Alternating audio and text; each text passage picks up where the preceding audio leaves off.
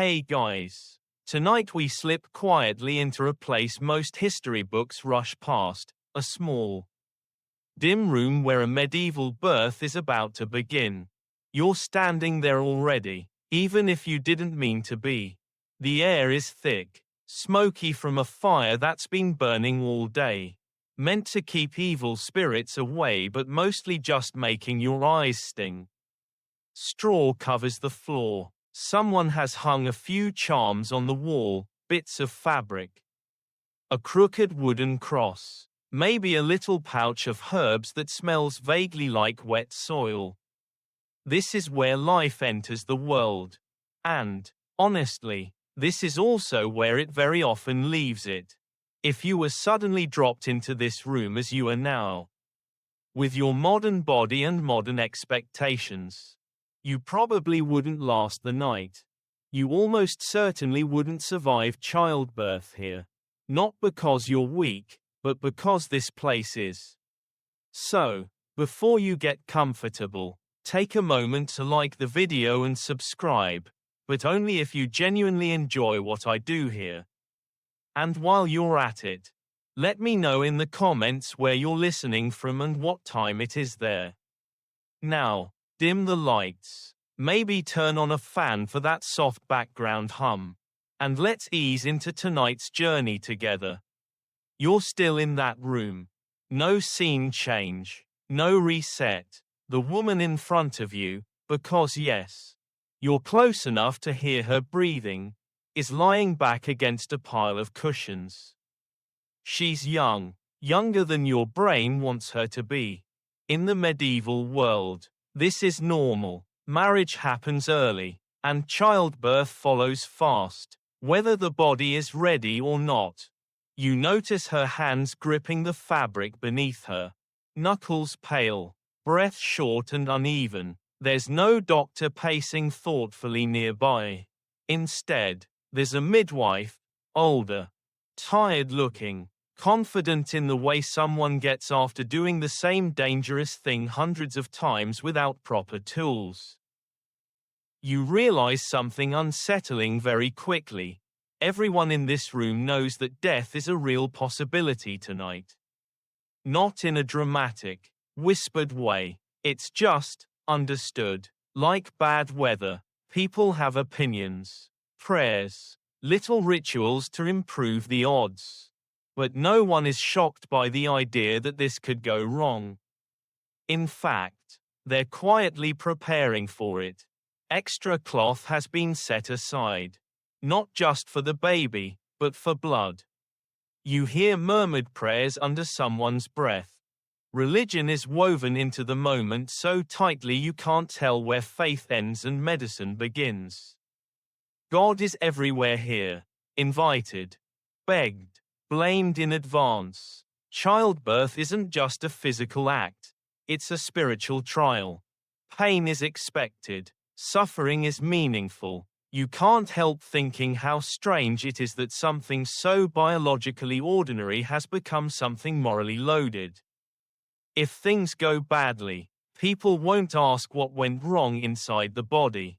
They'll ask what went wrong inside the soul. The midwife moves with purpose. But her tools are simple. Hands, cloth, a knife, clean looking but not truly clean. Cleanliness, as you understand it, doesn't exist yet. No one here knows what bacteria are. No one washes their hands because they can't see a reason to. And this, quietly, invisibly, is one of the deadliest facts in the room. You want to say something. You want to scream, "Wash your hands." But history doesn't pause for commentary. This is the medieval reality. Childbirth is one of the leading causes of death for women. Not war, not plague, birth. A fact that sounds exaggerated until you realize how little stands between life and catastrophe here. A baby positioned just slightly wrong. Bleeding that doesn't stop. An infection that no one knows how to prevent, let alone treat. You feel the tension rise as another contraction hits. The woman cries out, Not loudly, not theatrically, but with a low, exhausted sound that suggests she's been doing this for a very long time already. There's a strange mix of intimacy and isolation. Men are usually kept out of this space. Birth is women's business. That means women support women, but it also means this entire process is cut off from formal medical study for centuries. Knowledge passes from midwife to midwife by memory and word of mouth. Some of it works, some of it is dangerously wrong, and no one can easily tell the difference. Here's a historical truth people often miss. Medieval midwives weren't ignorant or careless. Many were incredibly skilled within the limits of their world. They knew positions that sometimes helped. They recognized when something felt wrong. They used herbs that occasionally eased pain or slowed bleeding. But they were working blindfolded in a dark room, trying to fix a clock without knowing gears exist. Modern comparisons make them sound foolish. But that's unfair, and historians still debate how effective some of their practices actually were, given what little they had to work with. The baby isn't visible yet. Time stretches. Sweat beads on foreheads all around the room. You notice how quiet it gets between contractions. Like everyone is holding their breath at once. Someone hands the woman a cloth to bite down on. No epidural. No real anesthesia. Pain here isn't something to be managed. It's something to be endured. You can't help thinking how bizarre it is that in the future, people will schedule births between meetings, and here, it's a roll of the dice with eternity. There's a faint, almost absurd detail you catch. The room is warm. Too warm. Fires are kept burning because cold is feared, believed to weaken the mother. In reality, the heat just encourages infection. It's one of those moments where medieval logic makes perfect sense within its own rules, and quietly increases the danger anyway. History is full of those little ironies. And you're standing in one now. As the hours drag on, you realize something else. Childbirth isn't a single moment here. It's a long siege. The body is pushed to its limits with no guarantee of relief or rescue. Survival often comes down to luck, which is why women prayed so hard, which is why charms hung on walls, which is why this room feels less like a medical space and more like a threshold between worlds.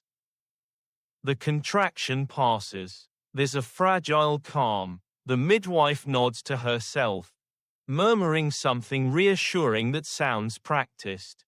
Maybe it works. Maybe it doesn't. You're just at the beginning of this journey. And already you understand the unspoken truth medieval women lived with. Giving birth wasn't just about bringing life into the world. It was about standing very close to death and hoping, quietly, desperately, that it didn't notice you tonight. You stay in that room as time slides forward. The fire still crackling, the air still heavy, but now your attention drifts to something less visible and just as dangerous: age. Or rather, the lack of it. The woman giving birth is young, so young that in your modern brain, alarms keep going off. She might be 14. She might be 16. No one here thinks that's remarkable. In the medieval world, marriage often arrives as soon as the body shows signs of adulthood. And pregnancy follows almost immediately. There's no long gap for growth. No waiting for bones to finish developing. Childhood barely has time to unpack its bags before adulthood kicks the door in. You realize that for many medieval girls, childbirth isn't just risky, it's biologically stacked against them. Pelvises that haven't fully widened yet. Bodies still dividing resources between their own growth and the demands of a fetus. You imagine trying to build an extension on a house while the foundation is still drying. Unsurprisingly, things crack. This is one reason childbirth claims so many lives. And yet it's rarely named out loud. Instead, it's accepted with a shrug and a prayer. Fate, people say, God's will, anything but bad timing. A common historical reality settles in around you. Noble families especially push for early births. Alliances depend on heirs. Land depends on sons. A girl's value is often measured by how quickly she can produce a living child. You hear whispers about lineage, about bloodlines continuing. No one asks whether her body is ready. That question doesn't exist yet. Or rather, it exists but has no social power. Biology is inconvenient. Politics is not. There's an odd contradiction here. Medieval people understand animals extremely well. Farmers know when livestock are too young to breed safely. They can see the risks. They talk about it openly. But when it comes to humans, especially young women, those instincts vanish under layers of theology and tradition. Pain in childbirth is expected, even welcomed in a grim way. It's proof that Eve's punishment is still active. You think, not for the first time tonight, that religious storytelling has had some truly unfortunate side effects. Here's a lesser-known detail that quietly makes everything worse: malnutrition. Even in good years, medieval diets are limited. Protein is scarce for the poor. Iron deficiency is common. Bones can be softer, muscles weaker. A young pregnant body doesn't just struggle because of age, it struggles because it's underfed. You glance at the woman's face, pale beneath the sweat, and realize this isn't just about one night. This is about a lifetime of scarcity showing up all at once. Historians still debate how much malnutrition versus age contributed to high maternal mortality. But most agree the combination was brutal. Someone brings her a drink, mostly water, maybe mixed with a little wine. Hydration is accidental rather than intentional. There's no sense of electrolytes or energy management. Just small comforts offered because they feel right. And in between contractions, the woman looks impossibly young again. Exhausted, scared, trying to be brave because bravery is expected of her. You wonder how many times she's seen this before. Neighbors, sisters, cousins disappearing into rooms like this and not always coming back out. There's a strange social silence around all of it. Death in childbirth is common, but it's not discussed openly beforehand. Girls grow up knowing it happens, but no one sits them down and explains the risks. There's no informed consent, just a vague awareness that this is how things are. You can't help comparing it to modern warning labels. Somewhere in the future, a hairdryer will come with more safety information than medieval girls get about giving birth. You notice another subtle thing: pressure.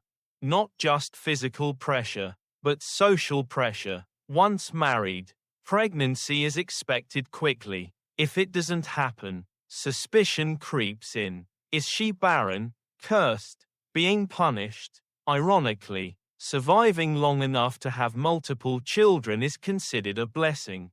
But the process of getting there is a gauntlet. Every birth is a replay of this night, this room, this risk. You begin to understand why some women space births as much as they can. Even without reliable contraception, through breastfeeding, timing, or sheer exhaustion. A faint, almost darkly humorous thought drifts through your mind. In this world, people fear witches, demons, and monsters. But the most dangerous thing a woman can do is lie down and try to bring life into the world. It's not dramatic. It doesn't wear claws. It just waits. If medieval horror stories were honest, childbirth would be the villain that never leaves the script. The contraction builds again, and the midwife murmurs encouragement. You catch snippets of advice that sound oddly familiar: breathe, push when told, rest when you can. Some knowledge is timeless. Other parts are tragically missing. No one here can perform a safe cesarean. No one can transfuse blood. If things go wrong, they go wrong all the way. Survival feels less like skill and more like mercy. You remember something else historians argue about: whether medieval women truly understood the risks, or whether constant exposure made those risks feel normal. When danger is everywhere, it stops feeling exceptional. It becomes background noise, like the crackle of the fire, like the smell of smoke, like the idea that a young woman might die tonight doing exactly what she was raised to do. The room grows quieter again. Another pause. You sense everyone listening, not just for the baby, but for the woman herself. Is she still breathing steadily? Is her color holding? This is the unspoken countdown that defines medieval childbirth. Youth was supposed to help. Sometimes it did, often it didn't, and as you stand there, watching, you understand one heavy truth settling into your chest. Being young didn't protect medieval women from death in childbirth.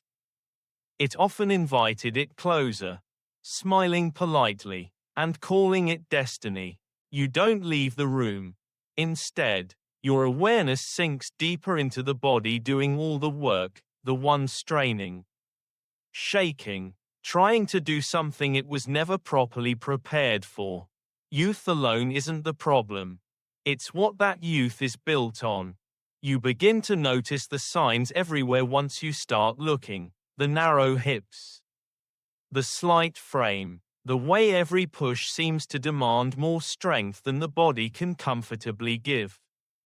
Medieval bodies, especially women's bodies, often grow up underfed, overworked, and quietly depleted long before pregnancy ever begins. You think about bones for a moment. Not dramatically, just practically. Pelvic bones need time, nutrition, and rest to widen and strengthen.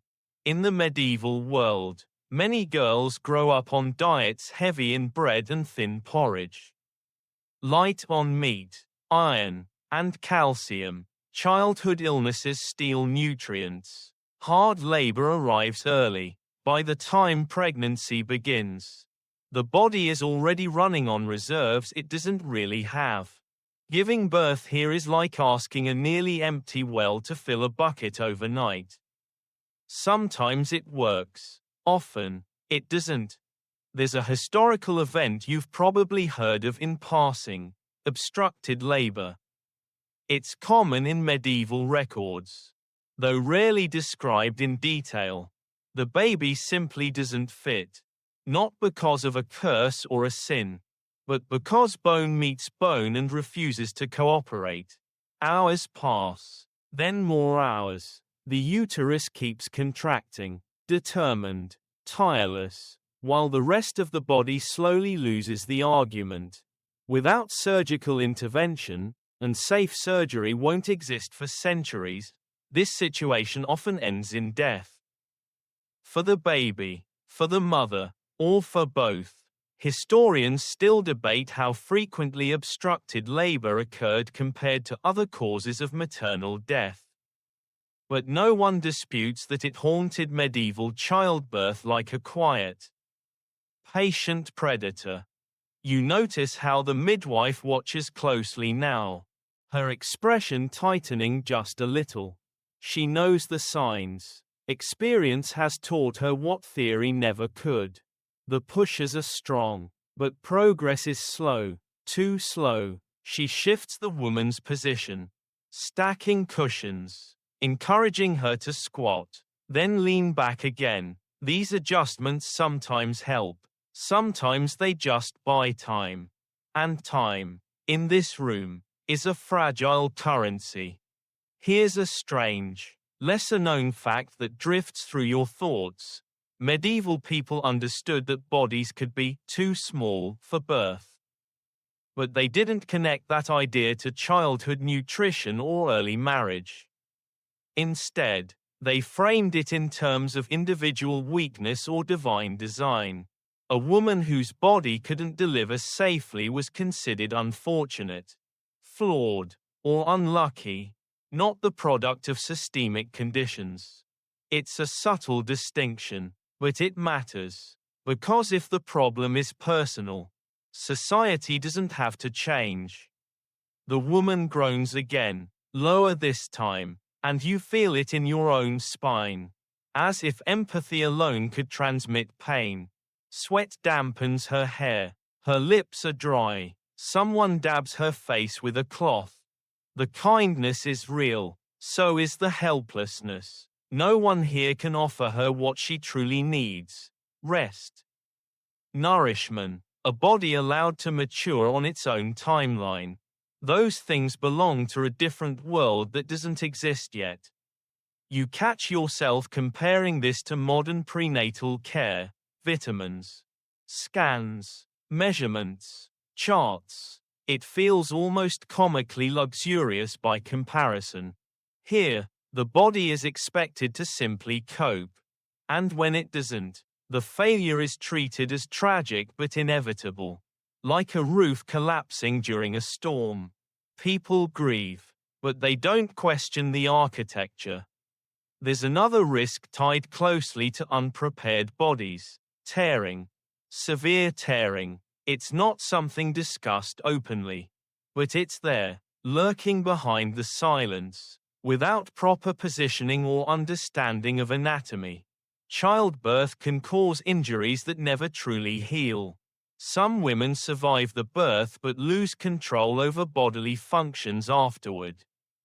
In a world without surgical repair, this often means social isolation. It's one of the quietest cruelties of medieval childbirth, survival that still costs you your place in the community. Historians still debate how widespread these injuries were, because shame kept many cases unrecorded. But enough evidence exists to suggest they were far from rare. The room smells sharper now. Sweat, iron, smoke. You realize blood loss is beginning. Slowly at first, not enough to panic anyone yet. The midwife presses a cloth, murmuring reassurance. Bleeding is expected. Too much bleeding is not, though defining too much is largely guesswork. There's no stopwatch, no measured units, just watching the color drain from a face and hoping it stops in time. You think again about how medieval society understood strength. Women were praised for endurance, for silence, for obedience. Complaining was weakness. Dying was tragic, but surviving with visible injury was sometimes worse in the eyes of others. The body wasn't just a vessel for life, it was a test of character. And childbirth was the final exam, taken without preparation and graded harshly. The contractions slow. That's not necessarily good. Exhaustion is setting in. The uterus is a muscle.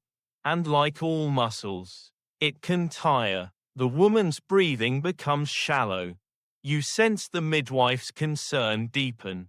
She glances at the door, then back at the woman, as if considering impossible options. There is no escalation plan, no emergency button to press. This is the plan. A quiet truth settles over you. Medieval childbirth isn't deadly because people didn't care. It's deadly because caring wasn't enough. Bodies asked to perform beyond their limits eventually refuse. And in this room, with its prayers and charms and good intentions, You're watching a body negotiate with biology and losing ground. Inch by inch. In the most human way imaginable. You're still there, still standing just slightly out of the way. As the rhythm of the room settles into something familiar and uneasy. This is the point where experience takes over. Where the midwife becomes the center of gravity. She's older, maybe past the age of childbearing herself, which, in this world, already marks her as someone who has survived something extraordinary. Her hands move with calm confidence, shaped by repetition rather than textbooks. Everything she knows has been learned the hard way, passed down from other women who stood in rooms like this and did their best not to panic. Midwives are everywhere in the medieval world, and yet almost nowhere in the written record. They aren't university trained. They don't write treatises. Their knowledge lives in muscle memory, whispered advice, and stories that begin with "last time this worked." You watch her lean close to the laboring woman, speaking softly, telling her when to breathe, when to push, when to stop wasting energy. Some of it sounds remarkably sensible. Some of it, less so. It's an uneven mix, like a recipe improved over centuries without anyone fully understanding why certain steps matter. Prayer weaves through everything she does. Before touching the woman's abdomen, she murmurs a blessing. Before checking progress, she crosses herself. Faith isn't separate from practice. It's embedded in it. The midwife doesn't see herself as competing with God.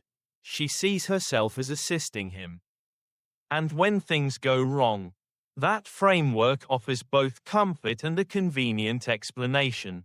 If the birth fails, it wasn't because of technique or limits, it was because the outcome was already written. Historians still debate how much this belief discouraged experimentation and innovation, but it undeniably shaped how childbirth was approached for centuries. You notice the small items laid out nearby, herbs bundled in cloth, oils with strong, earthy smells, maybe a charm stitched with symbols meant to ward off evil. Some herbs actually help, slightly easing pain, encouraging contractions, calming anxiety. Others do nothing at all. A few are actively harmful in large doses. The problem is, no one here can reliably tell which is which. Trial and error is the method. And childbirth doesn't offer many second chances. There's a quiet humor to be found in how seriously these rituals are taken. In one corner, someone has hung a written prayer upside down, because it's believed that confusing the text confuses evil spirits. You think about how future generations will sterilize entire rooms to kill microscopic threats. While this room tries to outwit demons with stationery, it's not stupidity, it's logic based on the best explanations available at the time. Unfortunately, bacteria don't care about symbolism. The midwife adjusts the woman's position again, encouraging her to squat briefly despite her exhaustion. This actually helps sometimes. Gravity is one of the few allies available. You can see the midwife weighing every move, balancing risk and hope. She knows when to intervene and when to wait. What she doesn't have is backup. No surgeon to call, no medication stronger than alcohol. If she makes the wrong call, there's no undo button. Here's a little-known truth that complicates the picture.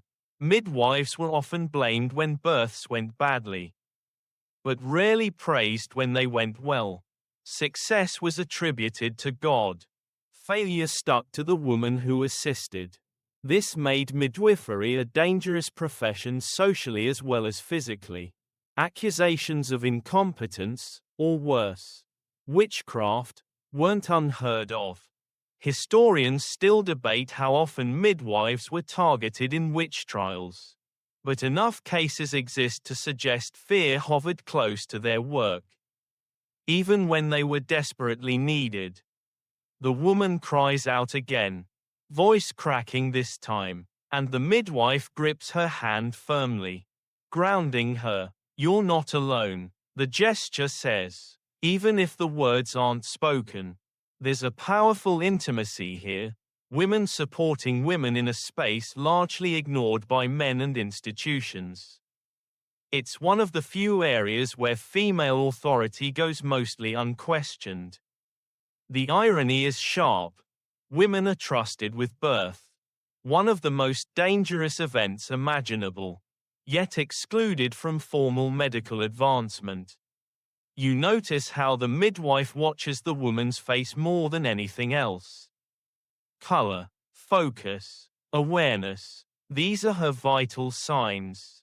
When the woman's eyes glaze slightly, the midwife speaks more firmly, pulling her back. Exhaustion is a warning sign, but it's also unavoidable. The body can only give so much. You think again about how modern monitors beep and flash to warn of danger. While here, danger announces itself quietly, through subtle changes that only experience can catch. There's a pause, a long one. Everyone listens. No baby yet. The midwife exhales slowly, then reaches for one of the herbs, crushing it between her fingers before mixing it with liquid. She offers it to the woman, who drinks obediently. Does it help? Maybe. Does it hurt? Possibly. There's no way to know in the moment. This is medieval medicine in its purest form, hope shaped like action. You realize something that shifts your perspective. For all the danger, midwives did save lives. Many women survived because of them. Without midwives, childbirth would have been even deadlier. Their knowledge, imperfect as it was, mattered, and yet the system they worked within was stacked against success. No sanitation, no surgery, no understanding of internal anatomy beyond what hands could feel. As another contraction builds, the midwife steadies herself, shoulders squared, ready again. She will keep going until the outcome is decided one way or another. That's her role, not to guarantee life, but to stand between chaos and hope as long as she can. And as you watch her, you understand that medieval childbirth wasn't just a medical event. It was a negotiation between experience and ignorance, faith and fear, human care and the hard limits of the body. The room hasn't changed, but something else has moved closer. You can feel it in the way voices soften, in how the midwife lowers her head before speaking. The church has arrived, not as a person exactly, but as a presence. Religion has been here all along, humming quietly in the background. But now it leans in, closer to the bed, closer to the woman's face. Someone begins another prayer, louder this time, meant to be heard not just by those in the room, but by whatever higher authority might be listening. In the medieval world, childbirth is not merely a physical act. It's a spiritual checkpoint. A woman in labor stands, symbolically, with one foot in life and one foot in death. And everyone knows it. That's why priests are often nearby, or at least on alert. If things turn suddenly, there may be no time to fetch one. Confession, absolution, blessing, these are treated with an urgency that almost rivals stopping the bleeding. You notice how practical fear and spiritual fear overlap, like two transparencies laid on top of each other. There's a well-known historical practice that plays out quietly now: emergency baptism. If the baby appears to be dying, or even just struggling, someone will try to baptize it immediately. Water, words, Intention. Sometimes this happens before the baby is fully delivered. Sometimes it happens with a trembling hand and a whispered prayer. The goal isn't survival, it's salvation. In this moment, the soul outranks the body. Historians still debate how often these emergency baptisms occurred, but surviving records suggest they were common enough to be routine. The woman moans again, and the sound is answered by murmured scripture. You catch phrases about suffering, about women bringing forth children in sorrow. These words are centuries old. Repeated so often they've lost their sharp edges to the people here. To you, though, they feel heavy. You can't help noticing how neatly theology explains pain without doing much to relieve it. Suffering isn't a problem to solve, it's a condition to endure. Preferably quietly. There's a strange comfort in this framework, though, when death is frequent and unpredictable. Meaning becomes a survival tool. The church offers structure in chaos. If the woman lives, it's a blessing. If she dies, it's a test, or a calling, or a mystery beyond human understanding. This doesn't make the loss hurt less, but it gives the living something to hold onto besides guilt. You begin to understand why faith tightened its grip around childbirth. It filled the gaps medicine couldn't reach. A lesser-known fact drifts into your awareness. Women who died in childbirth were sometimes buried differently, especially if the baby also died. There were debates about burial rites, about whether mother and child should be separated, about how to properly honor both souls. These weren't abstract questions. They were practical concerns that families faced often enough to develop customs around them. Death in childbirth was common enough to require logistics. The midwife continues working, but now she coordinates subtly with the prayers. Timing matters. Certain psalms are believed to ease labor. Certain saints are invoked for protection. Saint Margaret, in particular, becomes something like a spiritual specialist for childbirth.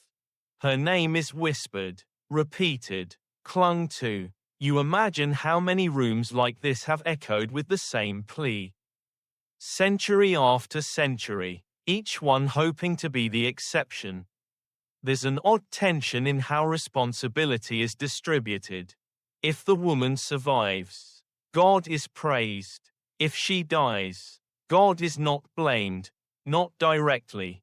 Sometimes the blame shifts to her behavior, her faith, her hidden sins. Sometimes it lands on the midwife. Rarely does it land on the system itself. This is one of the most dangerous aspects of spiritual framing. It absorbs failure so completely that improvement becomes unnecessary. Historians still argue about how much religious fatalism slowed medical progress, but it's hard to ignore how effectively it softened the demand for change. The woman's breathing grows ragged. Someone presses a small wooden cross into her hand. She grips it tightly, as if faith itself might provide leverage. You feel an unexpected ache in your chest, not shock, not horror, but a dull recognition of how alone she is in this moment.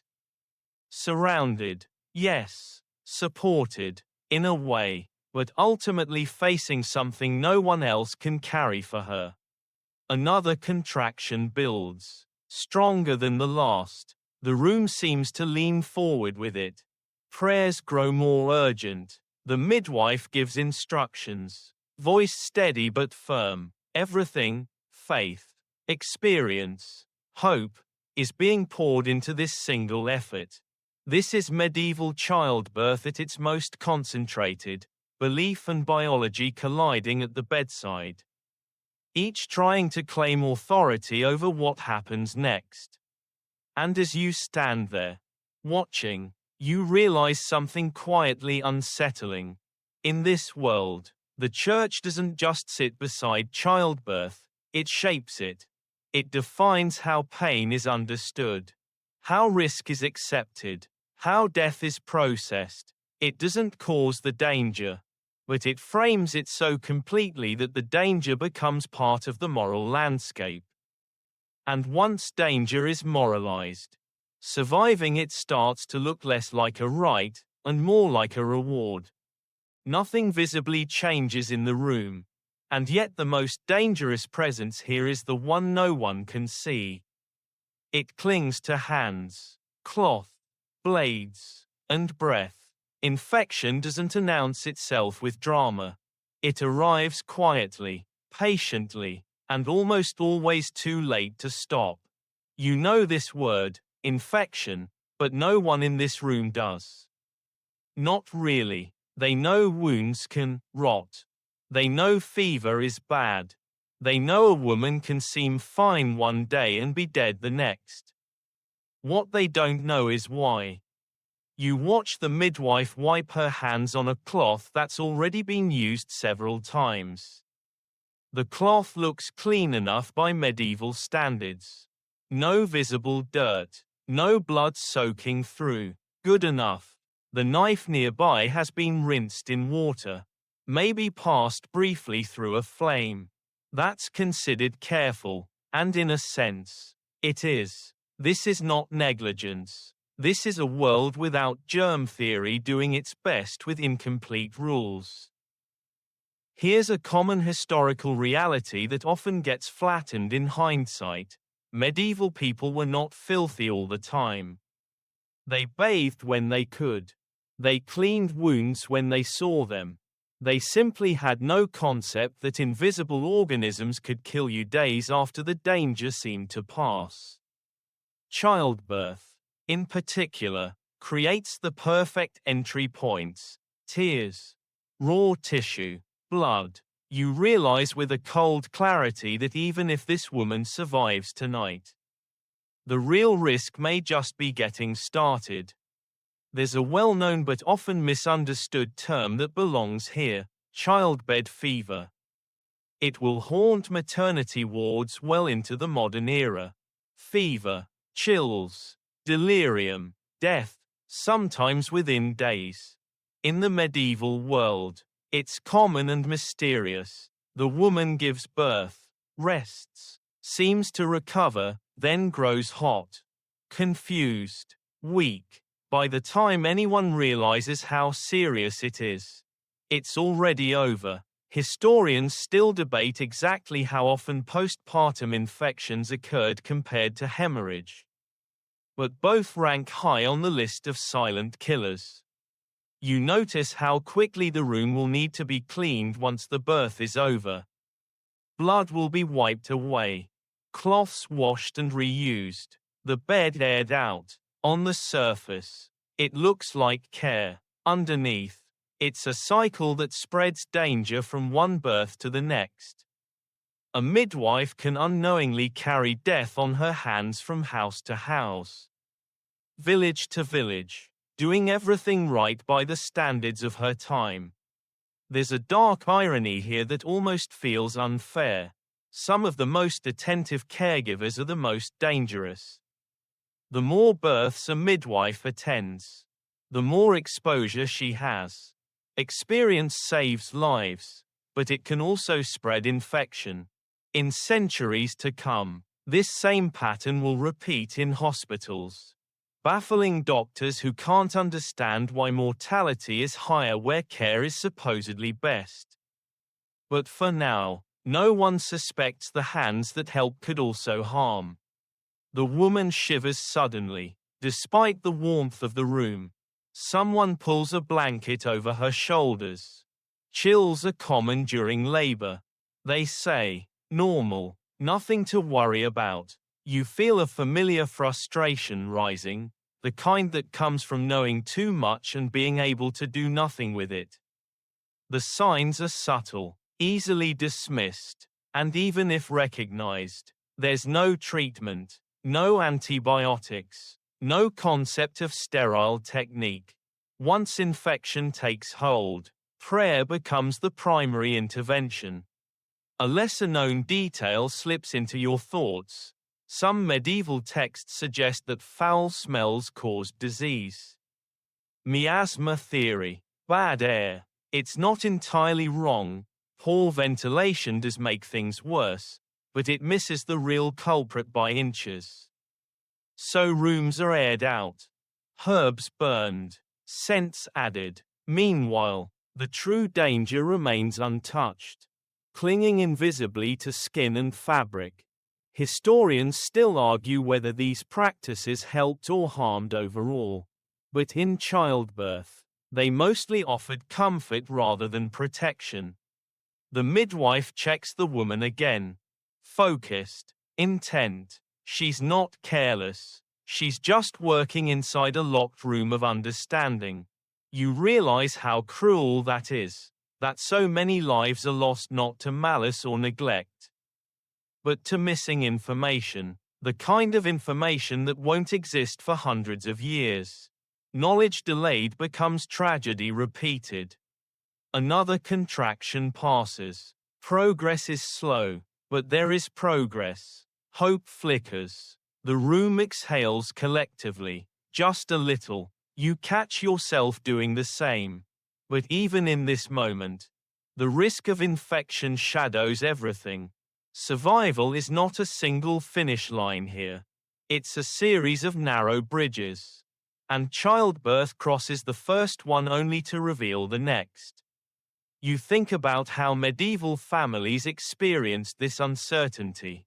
A birth wasn't declared a success until days later.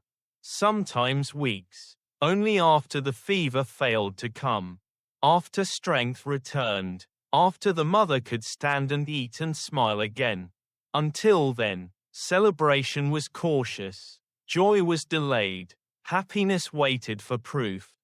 As you stand there, surrounded by warmth and prayers and well-meaning hands, you understand one of the quietest reasons medieval childbirth felt like a death sentence, even when you made it through the hardest part. You were never truly safe. Not yet, not until time passed without incident. And time, in this world, has a way of carrying danger forward in silence. Long after everyone thinks the worst is over, the hours stretch thin now, like fabric worn soft by too much use. Pain has stopped being a sharp event and become a constant presence. A low burning fire that never quite goes out. You can see it in the woman's face, the way her expressions no longer rise and fall with each contraction, but settle into something steady and exhausted. This is pain without relief. Not the cinematic kind that comes in waves and then politely retreats, but the kind that moves in, rearranges the furniture, and refuses to leave. There is no real anesthesia here. None. Pain is managed the way weather is managed, by enduring it and hoping it passes. Sometimes the woman is given wine or ale, not enough to dull the pain so much as blur the edges of reality. Occasionally there are herbs, poppy, henbane, mandrake, used cautiously, because everyone knows they can just as easily kill as calm. Dosage is guesswork. One midwife's safe amount is another's fatal mistake. So most of the time, pain is simply allowed to exist. Loud and unavoidable. You hear someone say, gently, that pain is natural, necessary, even holy. Childbirth pain is woven deeply into medieval theology, traced all the way back to Eve. Suffering is expected, endurance is praised, relief is suspicious. You think, not for the first time, how convenient it is for systems of belief to frame unavoidable agony as a moral lesson. It saves a lot of effort that way. The woman's muscles tremble with each push. You notice how her body fights itself, uterus contracting, legs shaking, breath hitching. Pain isn't just something she feels, It's something that drains her. Every contraction takes strength she doesn't get back. This is one of the quiet dangers of unrelieved pain, exhaustion. When the body is pushed beyond its limits, it stops cooperating. The uterus can tire. Pushing becomes weaker. Labor stalls. And stalled labor is one of the most dangerous situations in this room. Historians still debate how much exhaustion alone contributed to maternal deaths. But modern understanding suggests it played a significant role. A body overwhelmed by pain burns energy faster, recovers slower, and bleeds more. Pain is not just suffering, it's a physiological stressor. Here, though, it's treated as background noise. Unavoidable, almost expected. Complaining too much might even be seen as a lack of fortitude. You notice something quietly heartbreaking. The woman apologizes. Not for anything specific, just soft, breathless apologies between contractions. Sorry she's taking so long. Sorry she's loud. Sorry she's difficult. Pain has a way of turning inward like that, convincing you that your suffering is an inconvenience to others.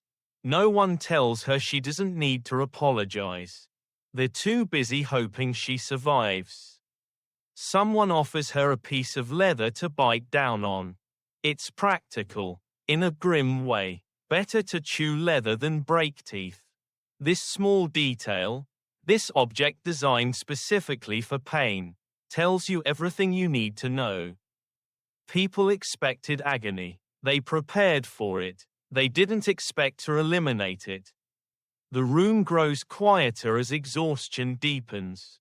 Less talking, less prayer. Everyone seems to be conserving energy, including the woman. You watch her breathing change, becoming shallow and rapid. This is another warning sign, though no one names it as such.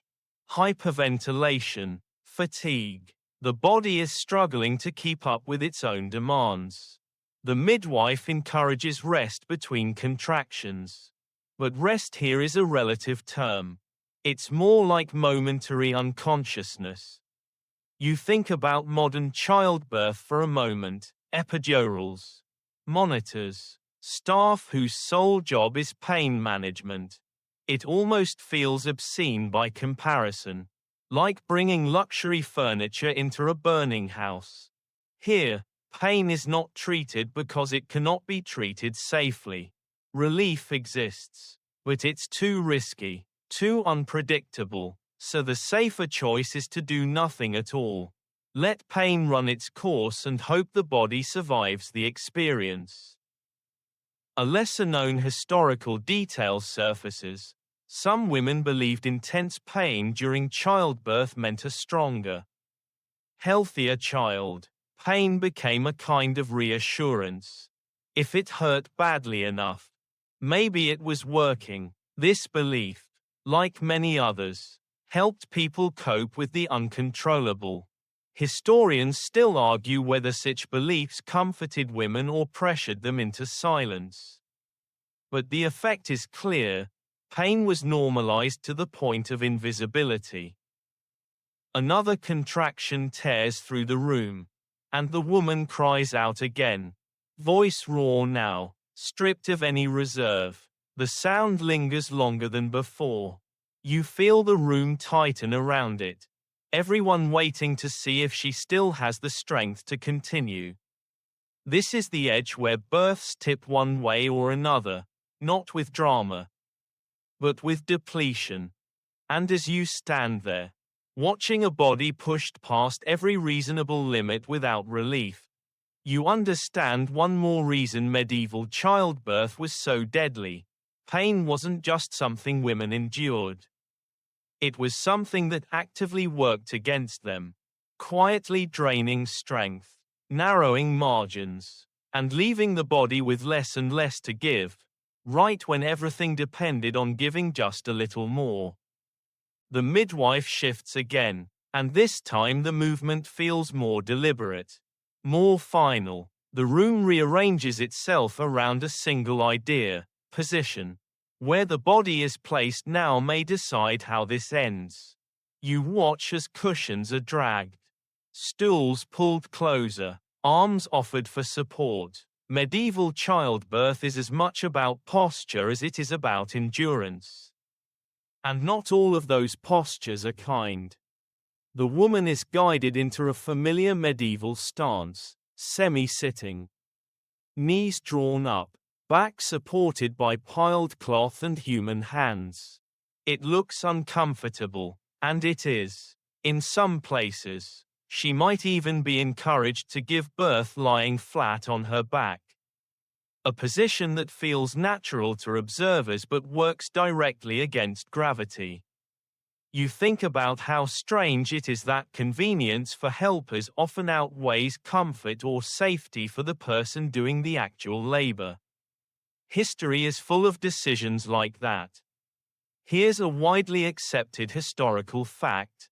Many traditional birthing positions used in medieval Europe actually increased the risk of complications. Lying flat narrows the pelvic outlet. It reduces the effectiveness of pushing. It increases the chance of prolonged labor. Squatting or upright positions often work better. And sometimes midwives knew this. But customs varied, and social norms often overruled biomechanics. Modesty mattered, control mattered, comfort, less so. You notice how the midwife hesitates, weighing options. She knows that changing position might help, or might exhaust the woman further. There's no clear answer, no evidence-based guideline, just instinct shaped by previous successes and failures. She encourages the woman to try pushing again in this new posture. Voice steady, almost hypnotic. Breathe, push, rest, repeat. The rhythm feels ancient, passed down like a chant. The woman grimaces, muscles straining, and for a moment there's progress. A flicker of hope ripples through the room. Someone whispers thanks to a scent. Someone else grips the edge of the bed. You can feel how close everything is to tipping, one way or the other. This is the narrowest part of the path. A lesser-known detail surfaces in your mind. Medieval birthing stools existed. But they weren't universal. In some regions, they were common and helpful, allowing gravity to assist and reducing labor time. In others, they were rare or considered improper. Historians still debate how widespread their use was and whether cultural discomfort limited their adoption. What's clear is that inconsistent practices meant inconsistent outcomes. The woman is asked to push again and again. Her strength is fading. You see it in the tremor of her legs, the way her head falls back between efforts. The midwife adjusts her hands, trying to guide the baby's position, using touch alone to understand what's happening inside. There's no imaging, no confirmation, just educated guesswork. Sometimes that's enough, sometimes it's not. You think about how modern delivery rooms obsess over angles, measurements, centimeters of dilation. Here, everything is estimated by feel and experience. The margin for error is slim. A baby turned the wrong way can mean hours more labor, or an impossible delivery. You sense the midwife checking for this possibility. Her brow furrowing slightly. Nothing is said aloud. There's no need to spread fear prematurely. The room grows tense as pushing continues without clear progress. This is the moment when dangerous decisions loom. Do you keep pushing and risk exhaustion and tearing? Do you stop and hope the body recovers enough to try again? There is no third option. Intervention, in the modern sense, doesn't exist. The tools available are blunt and desperate. And everyone here knows what using them might mean. Another push, another cry, Another long pause. Sweat drips onto the floor. The fire pops softly. Indifferent. You catch a strange, almost absurd thought drifting through your mind. Centuries from now, people will debate optimal birthing positions on internet forums, armed with studies and statistics. While here, everything depends on a tired woman's ability to hold herself upright for a few more minutes. The midwife murmurs encouragement, but you can hear the strain in her voice now. She knows time is becoming an enemy. Prolonged labor increases every risk: bleeding, infection, injury, and yet rushing can be just as deadly. This balance is the art of medieval midwifery, practiced without safety nets. As the woman slumps slightly, supported by hands on either side, you realize how much of medieval childbirth depends on the body's last reserves.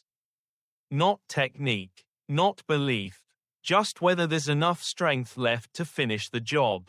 And as you watch her struggle in a position that may be helping or harming, you understand another quiet truth.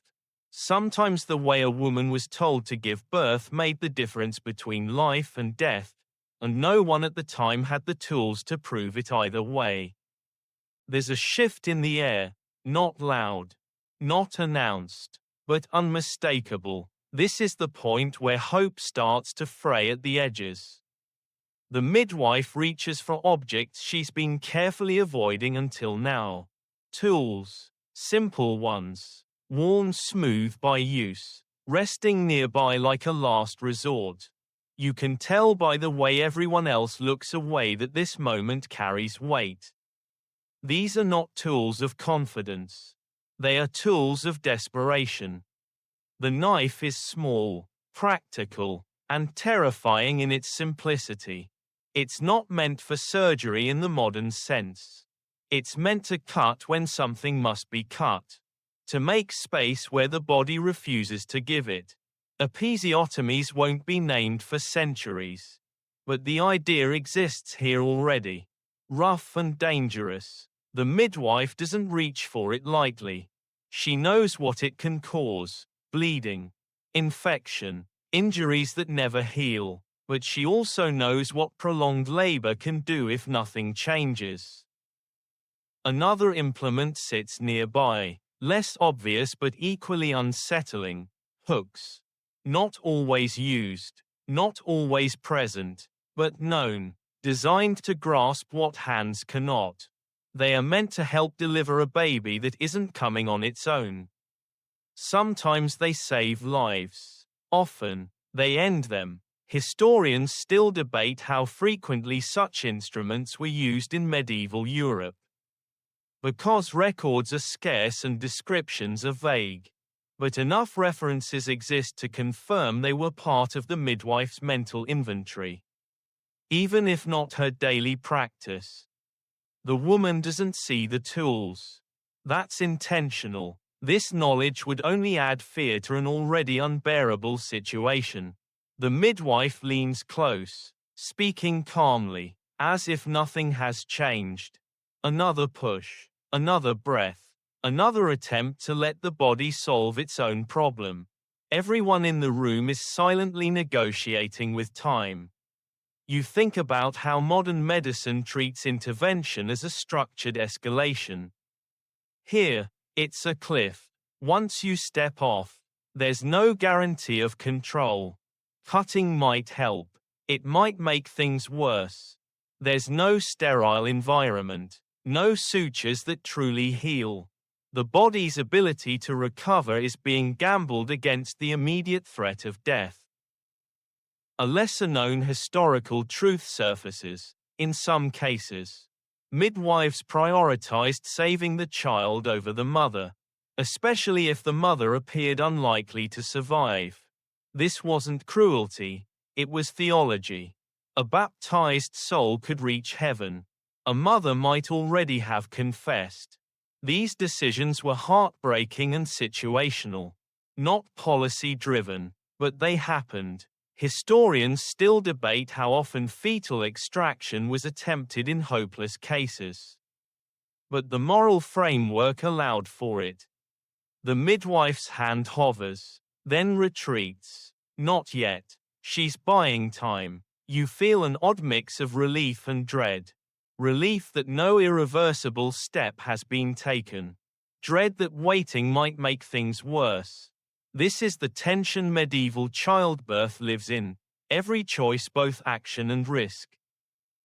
Another contraction hits. Weaker than before. That's not good. Weak contractions mean exhaustion. The woman's voice is hoarse now, stripped down to breath and effort.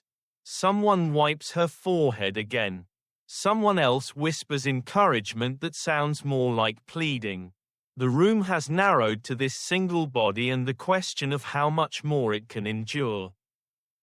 You catch yourself noticing details you don't want to notice, the color of blood, the slowing rhythm of pushing. These are signs no one names out loud, but everyone feels. The midwife watches closely, weighing a decision that no one envies. If she intervenes too soon, she may cause harm. If she waits too long, she may lose both mother and child. There's a bitter irony here. Medieval people feared monsters, demons, and curses. Yet when real danger arrived, it looked like this: a tired body, a stuck birth, a knife that might help or doom. No theatrics, just limits. The midwife finally speaks, low and serious. Instructions are given. The woman nods weakly, trusting because there is nothing else to do. Trust in this room is absolute. You realize how heavy that is. How much power rests in a single pair of hands guided by experience, faith, and fear. As the tool is moved closer, not used yet, but closer, you understand one more reason childbirth was so deadly here. When things went wrong, the options were few, brutal, and uncertain. Intervention wasn't a solution. It was a gamble taken at the edge of survival, where every outcome carried loss. And the difference between rescue and ruin could hinge on a single, irreversible cut. The baby is still not here. That fact alone tells you something important. Time has passed in the way it only does during crises, stretching, folding in on itself, leaving everyone slightly disoriented. The room feels heavier now. Not just with heat and smoke, but with a quiet resignation that no one dares to name. This is the point where expectations subtly shift. The goal is no longer a perfect outcome. It's any outcome that leaves someone breathing. Stillbirth is not a shocking word in this world. It doesn't carry the same stunned silence it does for you. It's familiar, tragically familiar. You see it in the way no one speaks of the baby in future terms anymore. No one talks about what the child will look like, or whose eyes it might have. The language narrows to the present. Push. Breathe. Now, the future has been gently set aside. Just in case. Here's a widely accepted historical reality that's easy to underestimate. A significant number of medieval pregnancies ended with the baby already dead by the time labor truly began. Malnutrition, illness, infection, trauma, so many things could quietly end a pregnancy long before anyone noticed. By the time labor stalled like this, there was often already a grim understanding forming among those with experience. The midwife, especially, watches for signs. No movement felt, no change, just resistance. You realize how emotionally armored people here have become. Grief exists, but it's compressed, practical. There isn't space to fully unravel when this outcome is common. Many women will go on to have several stillbirths across their lives. spoken of briefly, mourned quietly, and then folded into memory. It's not that they didn't love these children. It's that loving loudly every time would break them. The woman's face tightens as another push yields nothing. Her eyes search the midwife's face, asking a question she's afraid to voice. Is the baby alive? The midwife doesn't answer directly. Instead, she encourages another effort, another breath. Hope is rationed carefully here. Too much hope makes loss unbearable. Too little makes endurance impossible. A lesser-known detail surfaces. In some medieval communities, stillborn babies were not named. Naming implied social existence, and social existence implied a place in the afterlife rituals of the church. This led to quiet, painful debates about whether the child counted as a person in the eyes of God. Historians still debate how widespread these practices were, but enough evidence remains to show how deeply theology shaped even the act of mourning. The room is silent now except for breathing and the fire.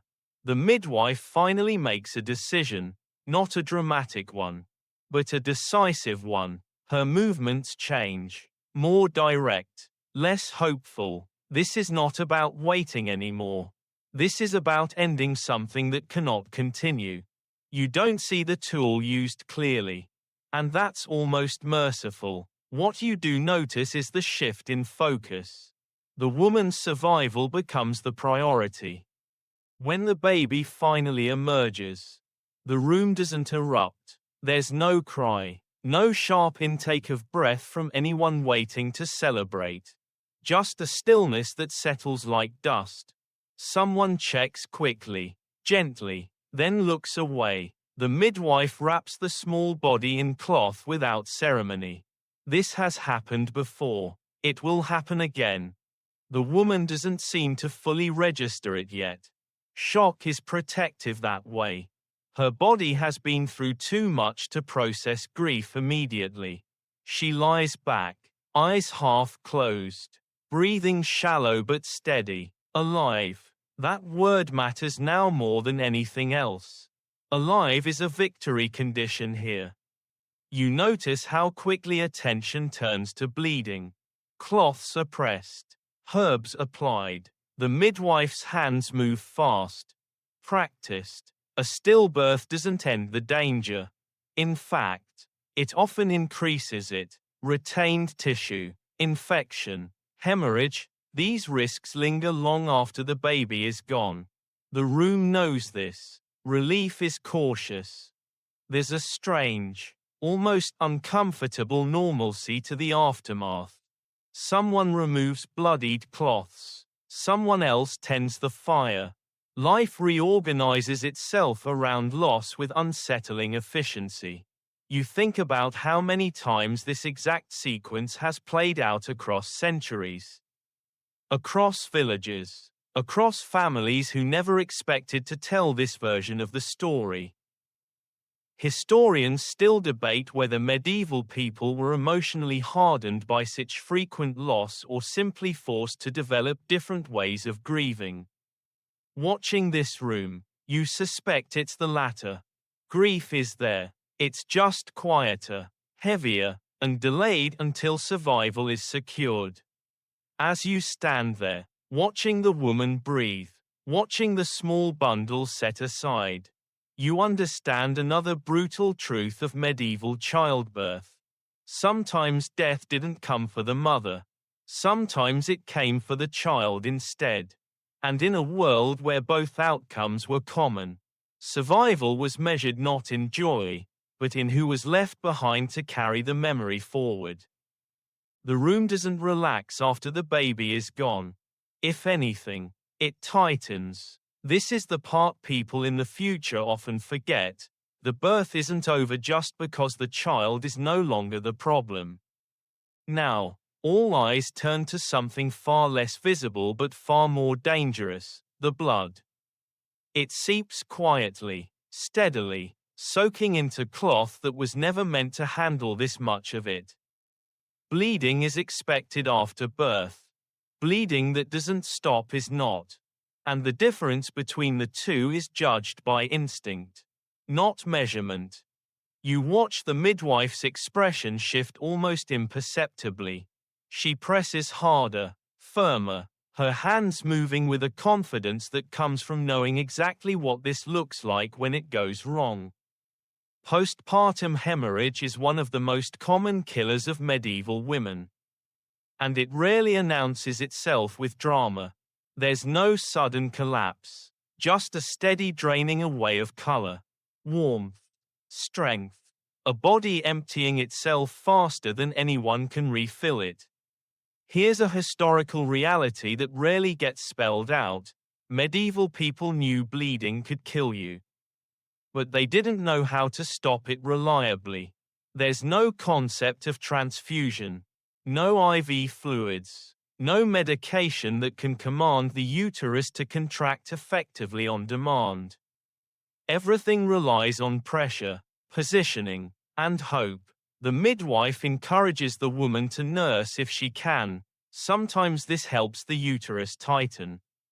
Sometimes it does nothing. Historians still debate how effective these techniques were, but they were used because there was nothing better. The woman's skin looks pale now, almost gray in the firelight. Her lips are dry, her breathing shallow. You notice how the room grows quieter again, voices dropping as if volume alone might push her further away. Someone whispers another prayer, but it sounds different this time. Less structured, more urgent. Fear has a way of stripping language down to its essentials. A lesser-known fact surfaces here. Medieval medical texts sometimes recommended shocking the body to stop bleeding, cold water, sudden movement, even loud noises. The logic was that surprise might force the wound to close. Occasionally, it might have helped. More often, it just added stress to an already failing system. You see a cloth dipped in cooler water pressed to the woman's skin. She flinches weakly. No change. The midwife checks again, fingers moving quickly, then withdraws. The bleeding hasn't slowed enough. She glances at the pile of cloths, already stained dark and heavy. This is how danger is measured here. Not in numbers, but in weight. Too many soaked rags is never a good sign. You can feel the desperation rising, though no one says it out loud. There's nothing left to escalate to. No higher authority to call. No hidden technique waiting in reserve. The midwife can press, pray, reposition, and wait. That's it. Everything else is beyond human reach. This is where medieval childbirth earns its reputation, not in the moment of birth itself, but in this quiet, bleeding aftermath where skill runs out before the danger does. The woman stirs slightly, murmuring something incoherent. Consciousness flickers. Someone answers her gently, telling her to rest, to save strength. Rest feels like the wrong word now. It sounds too close to letting go. You notice how people keep touching her, hands on arms, shoulders, forehead, as if physical contact might anchor her here. Historians still debate how many women died specifically from postpartum hemorrhage versus infection or trauma, because medieval records rarely distinguish clearly. Death is death in the margins of a ledger. But modern estimates suggest hemorrhage alone claimed an enormous number of lives. It's one of those killers that doesn't need bad luck, just a body that fails to close what it has opened. The bleeding slows slightly, not enough to celebrate, enough to hope. The midwife doesn't relax. She knows better. Time is the only real test now. Minutes stretch. The fire burns low. Everyone waits, counting breaths without realizing they're doing it. And as you stand there, Watching blood soak into cloth in a room that has no answer for it. You understand another hard truth of medieval childbirth. Surviving labor didn't mean surviving birth. Death often came after the hardest part was supposedly over, quietly, patiently, while everyone else waited, helpless, to see whether the body could pull itself back from the edge one last time. The bleeding has slowed enough that no one dares to say the danger has passed. Instead, a new story quietly forms in the room, one that will be told later in whispers and sideways glances. If the woman survives, people will say she was strong. If she doesn't, they will search for reasons that have nothing to do with blood or bodies. This is where blame begins to take shape, not loudly, not cruelly at first, but inevitably. You notice how conversations shift. Someone mentions how tired she looked before labor. Someone else recalls that she worked too hard during pregnancy. Another quietly wonders if she prayed enough, confessed properly, lived cleanly. These comments float through the air like dust, settling gently but permanently. Medieval society is very good at explaining tragedy in moral terms. It's comforting, in a way. If death has a reason, then maybe it can be avoided next time, by being better, purer, more obedient. Here's a common historical pattern. When childbirth goes wrong, the woman herself often becomes part of the explanation. Not always openly accused, but subtly evaluated. Was she too loud in her pain? Too quiet? Did she resist the midwife's instructions? Did she marry too eagerly? Did she anger God somehow? These questions aren't asked to be cruel. They're asked because uncertainty is unbearable, and someone must carry the weight of it. The irony, of course, is that the woman has done exactly what society asked of her. Married when told, became pregnant promptly, endured pain without complaint, risked her life to produce an heir. And yet, if the outcome is tragic, the moral spotlight turns toward her anyway. You think about how exhausting it must be to carry not just a pregnancy, but the responsibility for its outcome in every sense: physical, social, spiritual. A lesser-known fact slips into view. Medieval legal systems sometimes investigated deaths in childbirth, but rarely with the goal of improving safety. Instead, they looked for wrongdoing, neglect, sin, malpractice. Midwives were questioned. Families were scrutinized. The system wasn't designed to learn, it was designed to assign fault. Historians still debate how often these inquiries led to punishment, but the fear of blame shaped behavior in subtle ways. The woman stirs again, eyes fluttering open briefly. Someone reassures her, tells her she did well. You notice how carefully that phrase is chosen. Not, everything will be fine. Not, you're safe now. Just, you did well. It's praise for effort, not outcome. In this world, effort is often the only thing that can be morally confirmed. You also notice something else. No one talks about the baby now. The loss is being quietly managed, tucked away until later. Grief will be allowed, but only once survival is secured. The woman, if she lives, may or may not be told immediately. Sometimes the truth is delayed, not out of malice, but out of a belief that shock could kill her. Emotional restraint is treated as a medical intervention. The midwife cleans her hands again, slower this time, fatigue showing in her shoulders. You sense the weight she carries, not just of the work, but of what might follow. If the woman worsens, people will remember every decision the midwife made. If she dies, Memory will sharpen into accusation. Even skill cannot fully protect against suspicion in a world that needs someone to blame. Historians still argue about how blame culture affected childbirth outcomes. Did fear of accusation make midwives hesitate when intervention was needed? Did it encourage conservative choices that cost lives? The records don't answer clearly. What's clear is that childbirth didn't end when the bleeding slowed.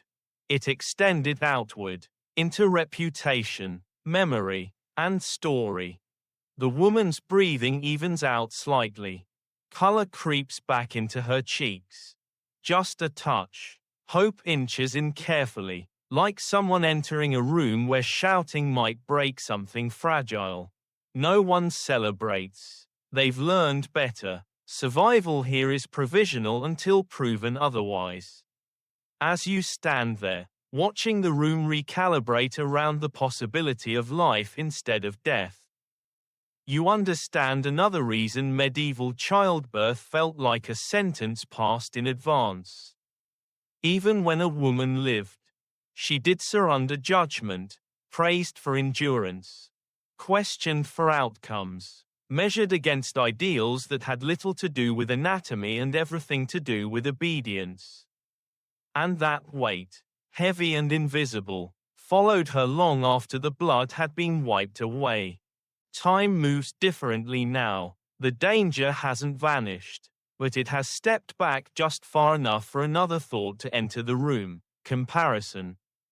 Someone, inevitably, will mention a queen, a duchess, a noblewoman whose birth went badly, whose name people still remember precisely because wealth and power failed to protect her. Royal births hover over medieval childbirth like cautionary tales, whispered reminders that status does not bargain with biology. You imagine it easily: a castle chamber instead of a cottage room, silk instead of straw, dozens of attendants instead of a handful. But the core is the same: a woman in pain, a body under siege, and a crowd that knows how fragile the moment truly is. Medieval chronicles record royal births obsessively, especially when they end in death. These aren't private tragedies, they're political earthquakes. A queen dying in childbirth can reshape alliances, spark succession crises, even start wars. There's a famous historical pattern here. Queens are expected to give birth publicly. Curtains might be drawn, but witnesses remain. The goal is legitimacy, to ensure no baby is switched, no deception attempted. Privacy is sacrificed for proof. You think about how surreal that must feel. Laboring under observation, pain and fear exposed not just to family but to the state itself. And still, the risks are identical. Infection doesn't respect crowns. Hemorrhage doesn't care about bloodlines. A lesser-known truth complicates the myth of royal safety. Noble women often faced higher risks in childbirth. They married just as young, sometimes younger. Their diets were richer, but not necessarily healthier. More importantly, they were expected to conceive repeatedly to secure heirs. Rest was a luxury briefly enjoyed between pregnancies, not a long-term plan. Historians still debate whether noble birth improved maternal survival rates, but many records suggest the difference was smaller than you'd expect. In this room, someone mentions such a story, not to frighten, but to normalize. Even queens die like this. The unspoken message goes, it's meant to comfort. Strangely enough, if death is democratic, then no one has been singled out. Fate feels fairer that way. The woman on the bed doesn't know these stories right now. Or maybe she does. Medieval women often grew up hearing them, absorbing the lesson early. Childbirth is dangerous no matter who you are. You wonder how that knowledge shapes a life. How it feels to carry both hope and resignation through every pregnancy. Knowing that history offers no exemptions. Another quiet fact settles in when royal women died in childbirth. Their deaths were recorded in detail, dates, symptoms, timelines. When poor women died, they often disappeared into silence. This skews our understanding. It makes royal deaths feel exceptional when, in truth, they were simply better documented. Historians still argue about how many unnamed women died without record, but all agree the numbers were vast. The midwife adjusts the woman's coverings, ensuring warmth. Care continues even in this quieter phase. Survival requires maintenance, infection, bleeding, shock, all still possible. The comparison to queens lingers. Though, it reframes the danger. This isn't personal failure. This isn't moral weakness. This is the cost of reproduction in a world without safeguards.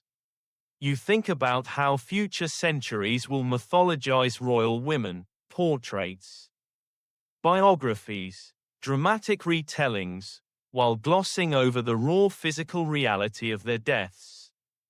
She died in childbirth becomes a neat phrase. Tidy and distant. Standing here, you know better. There is nothing tidy about it. Just exhaustion, blood, fear, and a room holding its breath. The woman exhales slowly, eyes closed. For now, she lives. That fact connects her, quietly, to queens and peasants alike, women who crossed this same threshold and came back, carrying the knowledge with them. As you watch her rest, you understand another heavy truth medieval childbirth taught again and again: power could shape history, but it could not make birth safe. Not yet. The room feels different now, not because danger has ended, but because something new has entered the story. Not physically, no one new has crossed the threshold, but conceptually. You can sense it in the way the midwife speaks about learned men, in the way someone mentions a physician who once visited the town. Male doctors are beginning to appear on the edges of childbirth, and their arrival is anything but simple. For most of the medieval period, birth belongs to women. It happens in women's spaces. Guided by women's knowledge, men are excluded not just by custom, but by discomfort. Modesty matters. Anatomy is poorly understood, and there's an unspoken assumption that childbirth is something that happens to women, not something to be studied by men. But slowly, quietly, this starts to change. Universities are growing. Medical texts are being copied and translated. Scholars, almost all male, begin to study the human body in abstract ways. They read ancient authorities, they debate theories, and eventually, they turn their attention toward childbirth, not because they are invited, but because they believe knowledge belongs to them. This is the beginning of a shift that will take centuries to fully unfold. Here's a historical irony. When male physicians first involve themselves in childbirth, outcomes do not immediately improve. In some cases, they get worse. Doctors bring theory without practice, confidence without experience. They rely on books rather than hands-on knowledge. Midwives, who have assisted hundreds of births, are suddenly treated as uneducated helpers. Authority begins to tilt away from experience and toward credentials, even when those credentials offer little practical advantage. Historians still debate how disruptive this transition was. Some argue that early male physicians learned from midwives and gradually improved care. Others point out that dismissing women's knowledge caused dangerous delays and bad decisions. What's clear is that this period creates tension. The midwife in the room now may one day be told she is no longer enough, that her skills must answer to someone who has never delivered a child. You imagine how strange that must feel. To be trusted with life and death, then gradually sidelined, to watch men enter the birthing room carrying books instead of experience, speaking confidently about bodies they have never labored inside. Progress doesn't arrive cleanly here. It arrives tangled in ego, hierarchy, and misunderstanding. A lesser-known detail adds complexity. Some women welcomed male doctors, believing education equaled safety. Others feared them deeply. Their presence often meant invasive procedures, loss of privacy, and decisions made over the woman's head, sometimes literally, as she lay exhausted and vulnerable. Trust was not guaranteed simply because someone claimed knowledge. In this room, though, the midwife remains in charge. For now, she continues her quiet vigilance, watching for signs of infection or renewed bleeding. The woman rests, drifting in and out of sleep, unaware that her body is part of a much larger transition in medical history. The shift from communal knowledge to institutional medicine is happening slowly, one birth at a time. You think about how fragile progress is when it's built without listening. Medieval childbirth doesn't become safer just because men enter the room. It becomes safer much later, when observation, humility, and hard-earned experience finally align. Historians still argue about when that alignment truly begins. But everyone agrees it takes far longer than anyone in this room will live to see. As the fire burns low and the night deepens, you realize this moment marks another quiet danger of medieval childbirth. Not just the risk of death, but the risk of losing the knowledge that helped women survive at all.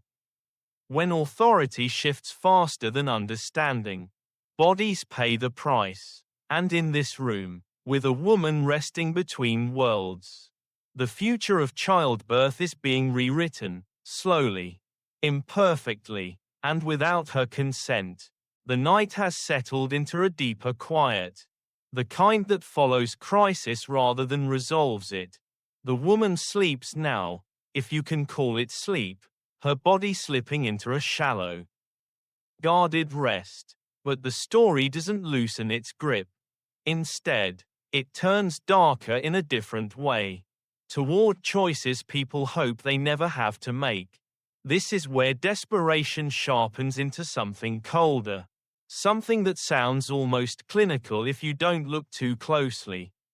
You hear someone mention a word carefully, as if speaking too clearly might summon it: cutting. Not to save the mother, but to save the soul of the child.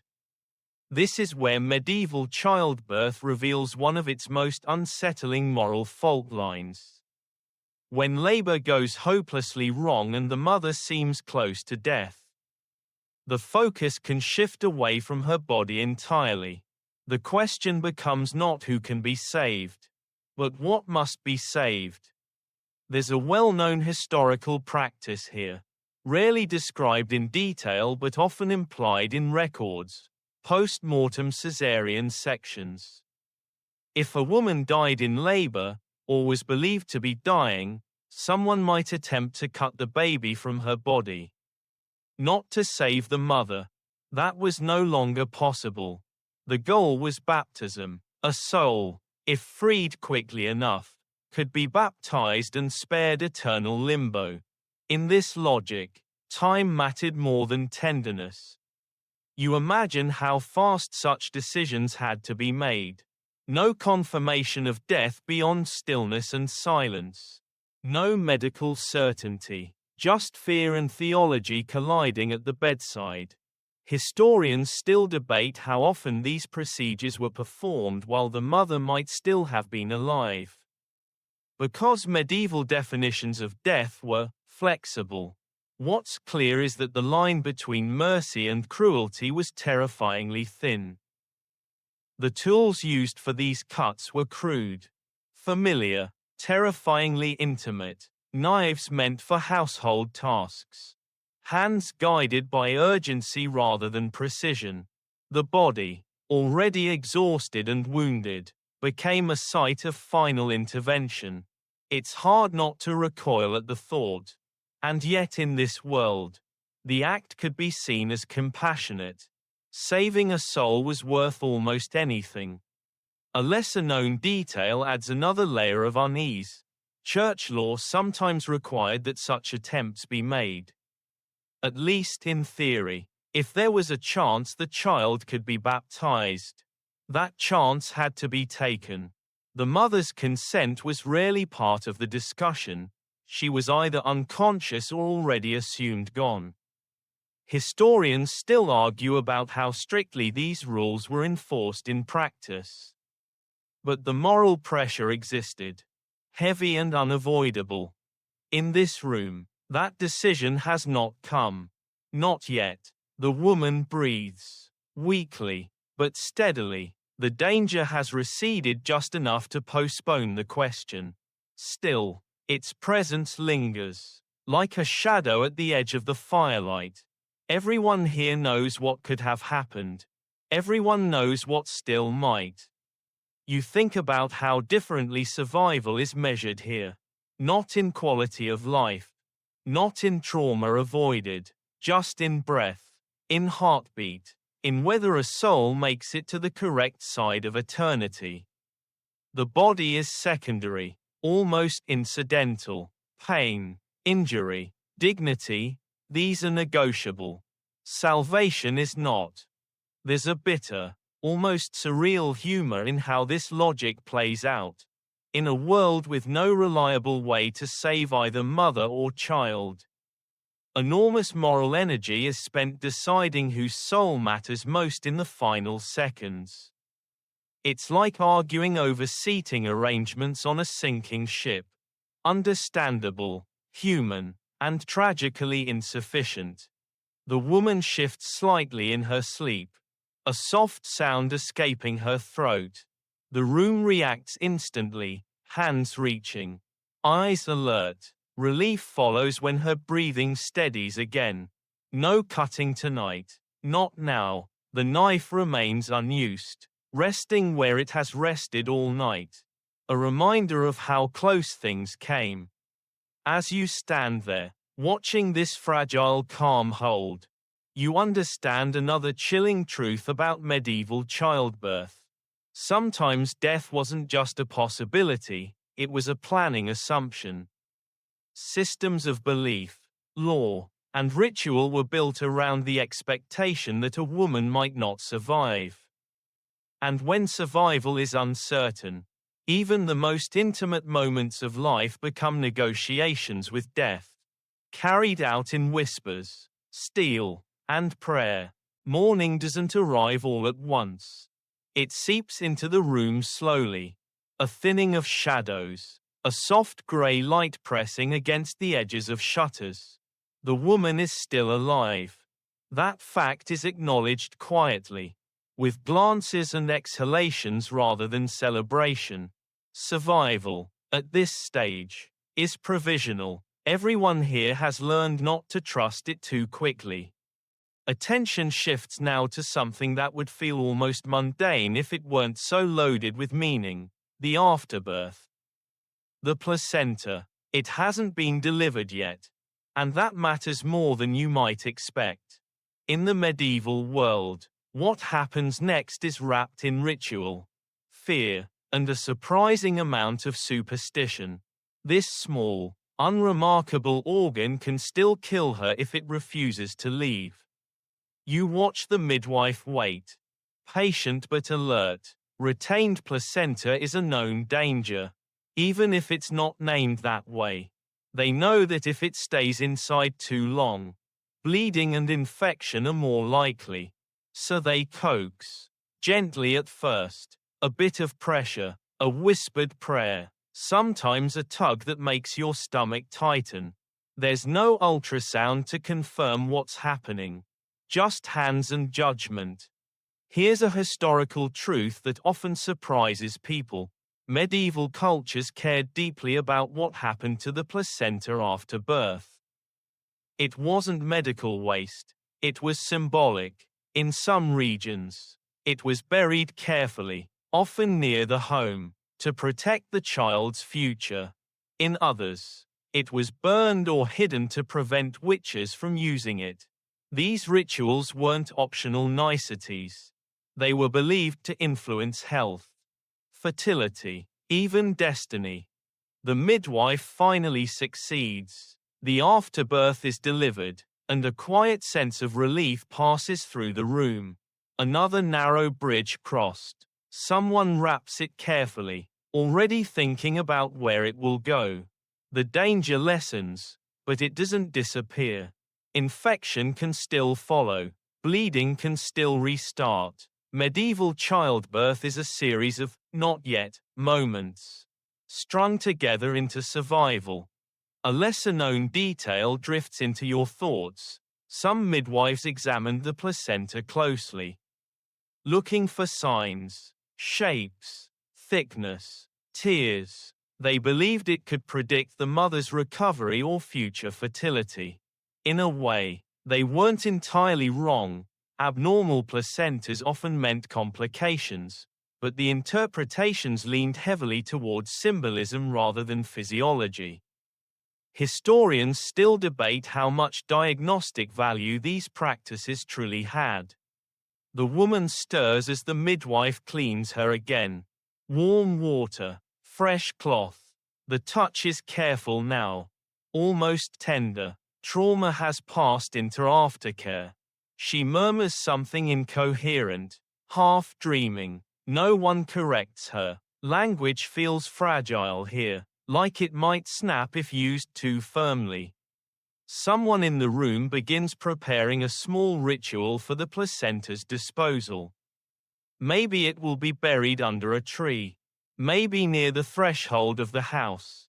The act is done quietly, respectfully. This isn't superstition for entertainment.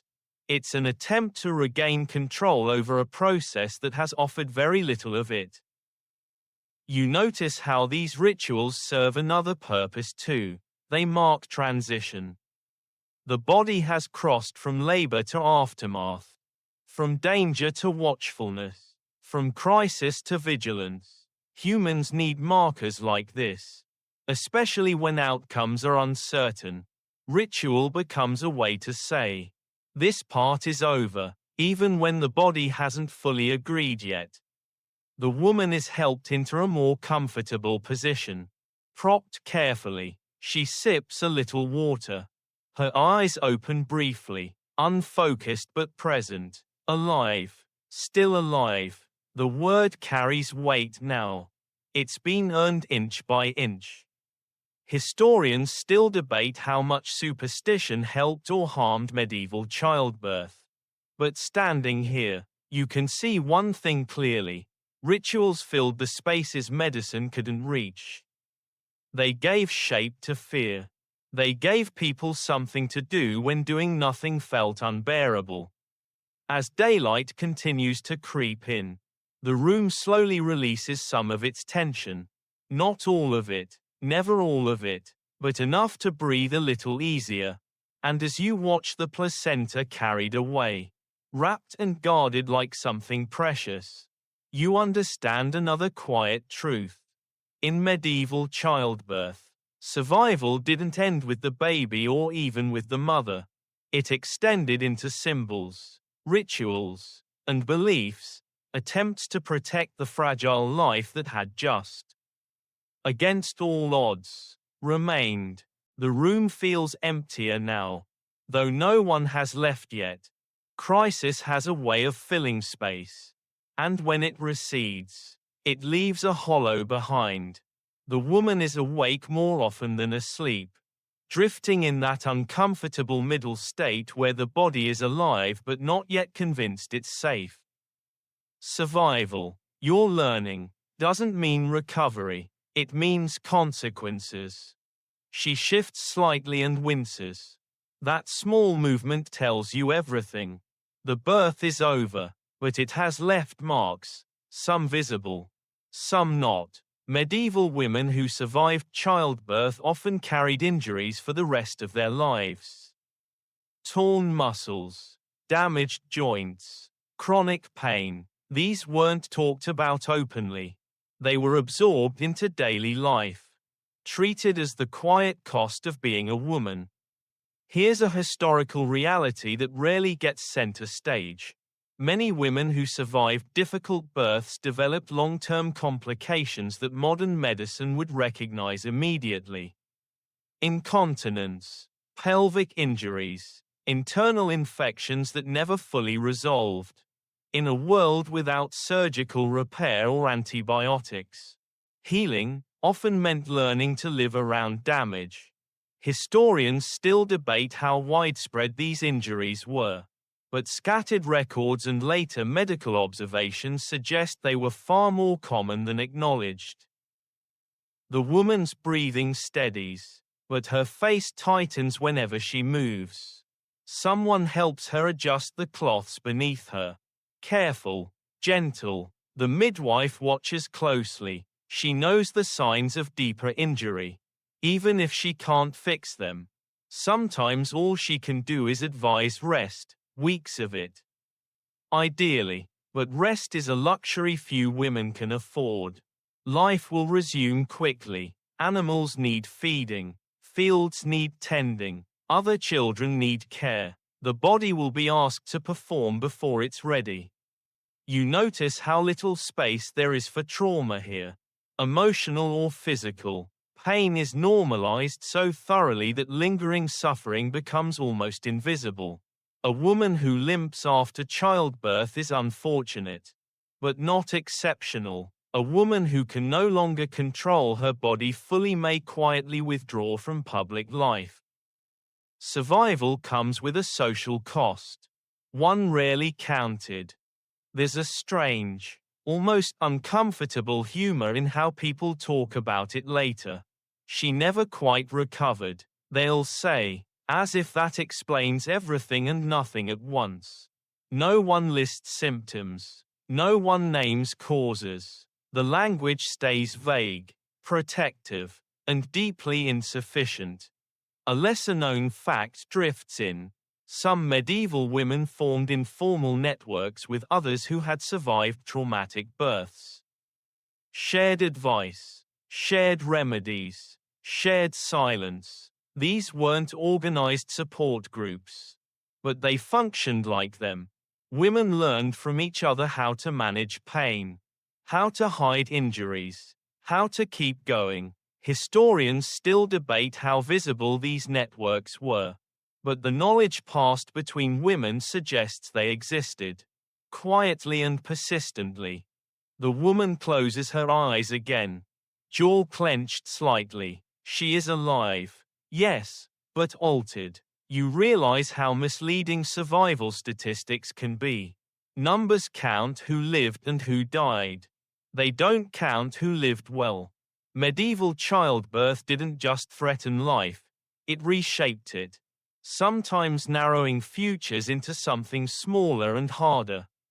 You think about how modern stories often frame childbirth survival as an unquestioned success. Standing here, that feels too simple. Survival here is complicated. It's relief mixed with loss, gratitude tangled with pain. The woman has crossed the threshold and come back, but not unchanged. The midwife offers quiet reassurance, telling her what to expect in the coming days. Pain, weakness, bleeding. This is normal, she says. Normal doesn't mean harmless. It means common enough to be expected. The distinction matters. As the room continues to settle into post-crisis calm, you understand another deep reason medieval childbirth was so feared. Even when it didn't kill you, it could take pieces of you with it: strength, health, dignity, and offer no way to get them back. Survival wasn't an ending, It was a new beginning, shaped by injuries that history rarely records, but that women carried, patiently and silently, for the rest of their lives. As the morning grows brighter, other women begin to drift closer again. Not all at once, just one here, one there, bringing water, clean cloth, a bit of bread. Their movements are quiet, practiced, almost ritualistic. This is the part of childbirth that never makes it into official histories. What happens after the danger? When women take over completely and build a kind of invisible scaffolding around the survivor. You notice how naturally they fall into roles. One sits near the woman's head, offering sips of water and murmured reassurance. Another tends the fire. Someone else prepares a place for washing later. No one gives orders. No one needs to. This is communal knowledge at work, refined over generations. In a world where childbirth kills so often, women learn early that survival is rarely an individual achievement. Here's a historical reality that often goes unspoken. Women saved each other's lives far more often than institutions did. Midwives, neighbors, sisters, mothers, all formed a loose, resilient network of care. They shared techniques for easing pain, slowing bleeding, encouraging rest. They watched for signs of fever. They stayed when men left. This support didn't eliminate danger, but it narrowed it. Historians still debate how much these informal networks improved survival, but their persistence suggests they mattered deeply. The woman on the bed relaxes slightly as familiar faces lean in. Her shoulders drop just a fraction. Fear eases when it's shared.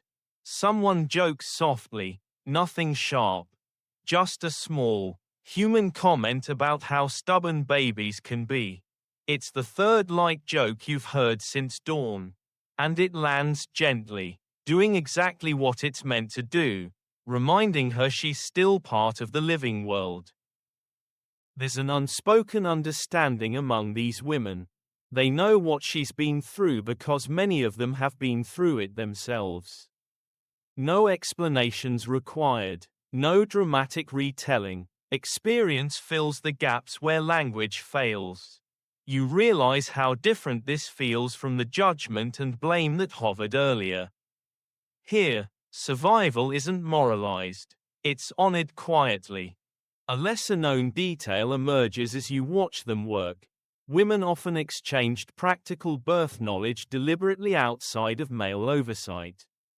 Which positions helped? Which herbs truly eased pain?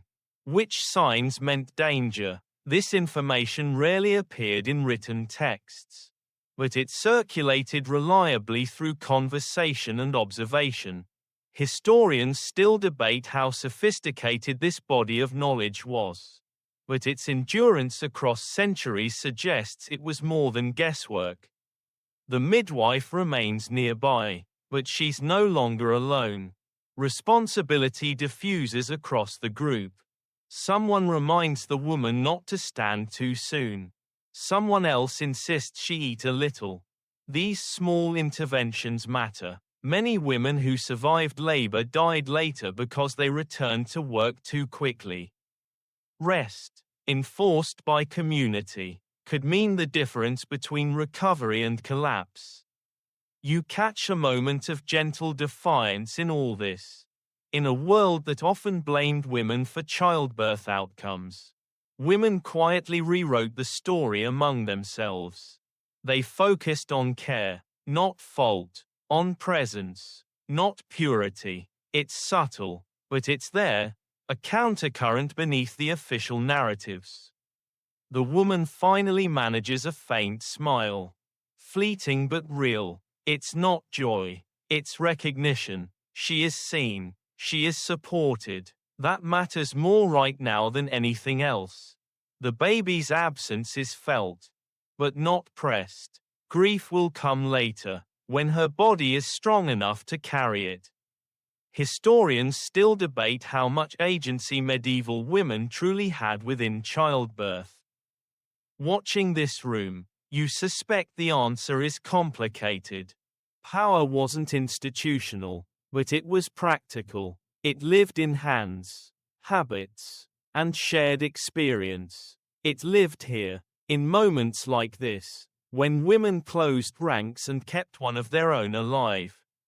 As the room settles into a quieter rhythm, water sipped, cloths changed, breathing watched, you understand another essential truth. Medieval childbirth was deadly not because women were passive victims, but because they were fighting biology with limited tools. And when survival did happen, it was often women, working together, unseen, who made it possible. Later, how much later is hard to say, you find yourself watching someone open a book. Not a dramatic moment, no candles flaring, no solemn announcement, just a ledger, thick and worn, its pages already crowded with ink. This is how many lives end in the medieval record, quietly. In margins, reduced to a few practical lines. Births and deaths live very close together here, sometimes sharing the same page. If the woman were to die, this is where it would be noted. A name, a date, perhaps a brief phrase, died in childbed. No description of pain, no account of fear, no mention of how long the night was, or how hard she fought. History, at least written history, is economical with suffering. It records outcomes, not experiences. You realize how strange it is that something as dangerous as childbirth leaves such thin paper trails. Wars get chronicles, kings get biographies. Childbirth, one of the leading causes of death for women, gets bookkeeping. This isn't because it didn't matter. It's because it happened so often it became administratively routine. The extraordinary became ordinary through repetition. A well-known historical reality sharpens here. Most medieval women who died in childbirth are invisible to us now. Their names were never written down. Or if they were, the records didn't survive. Fires, floods, neglect, all erased them. What remains are statistics reconstructed centuries later. Careful estimates built from fragments. Historians still debate the exact maternal mortality rates, but all agree they were staggeringly high by modern standards. You imagine how this abstraction changes memory. When death becomes a number, it loses texture. It becomes easier to accept, easier to fold into how things are. But standing here, after watching one woman struggle to breathe through exhaustion and blood, those numbers feel dishonest. Each one was a night like this, a room like this, a body pushed to its limit. There's another quieter record, though, one that doesn't live in books. Stories. Families remember who died in childbirth. Villagers remember which houses went quiet. Women remember which beds were dangerous. This oral memory shapes behavior far more than any written statistic. It informs fear, caution, and grim expectation. It's not academic, but it's accurate. A lesser-known detail slips into view. Some medieval communities tracked deaths indirectly through church practices. How often bells tolled. How many burial plots were filled in certain seasons. Patterns emerged, even if no one graphed them. People noticed when too many young women disappeared in the same year. They didn't always know why, but they felt the weight of it. The woman on the bed breathes steadily now, still alive, still uncounted in any ledger as a death. That matters more than any record. Yet you can't shake the awareness that survival often went unnoticed too. A woman who lived after childbirth rarely earned a line of ink. Survival was expected. Death was noteworthy, but only briefly. You think about how this shapes historical understanding. When sources are thin, interpretations fill the gaps. Was childbirth always this dangerous? Were some regions safer than others? Did practices improve or stagnate? Historians still argue about all of it, working backward from clues that were never meant to answer such questions. The silence in the records isn't accidental, it's structural. Someone closes the book, life continues. The woman is helped to drink again. The fire is tended. No one marks this moment as significant beyond the room itself. And yet, this quiet survival resists erasure in a way death does not. It lives on in memory, in altered bodies, in caution passed from woman to woman.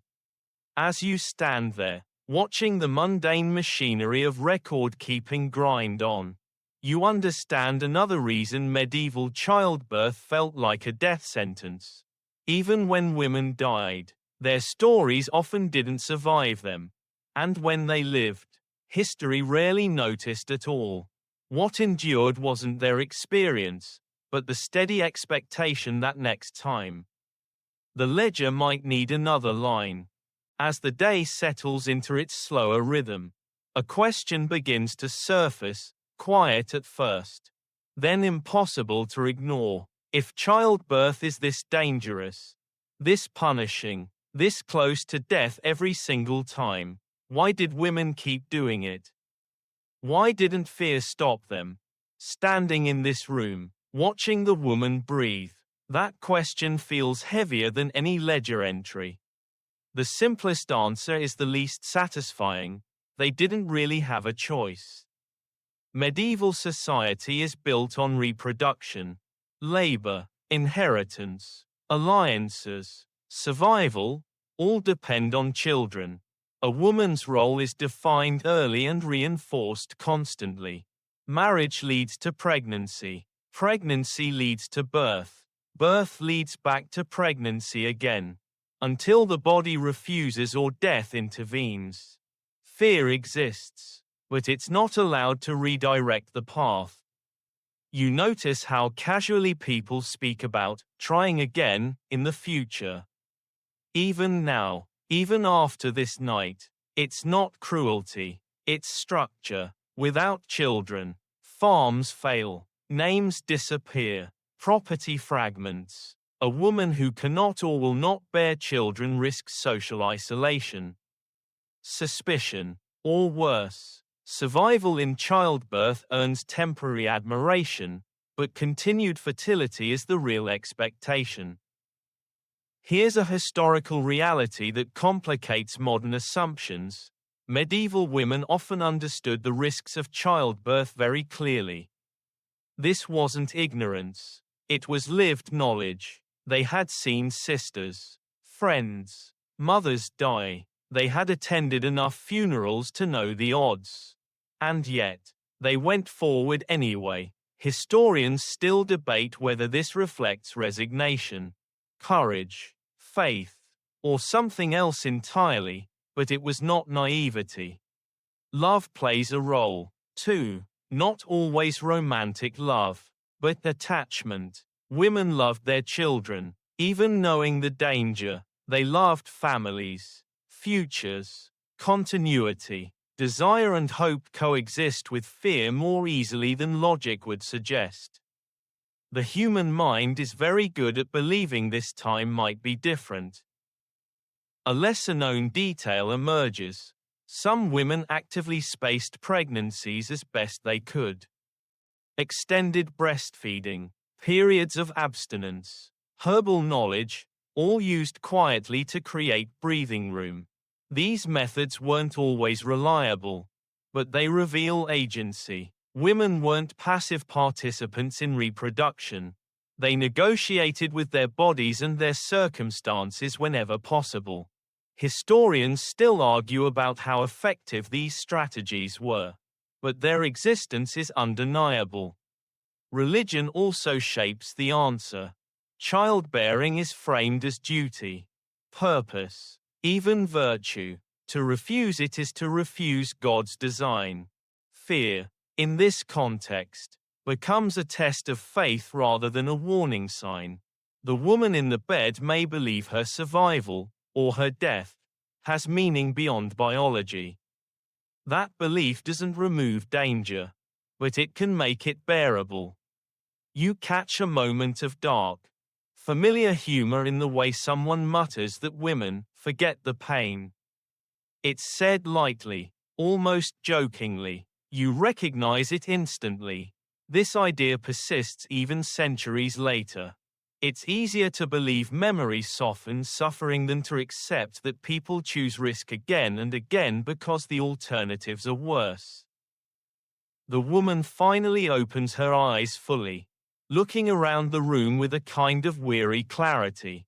She knows what she's survived.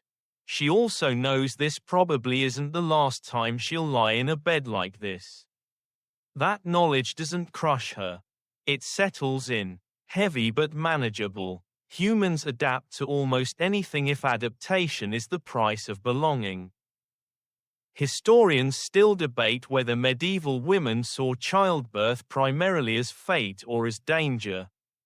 Watching this moment, you suspect the answer is both.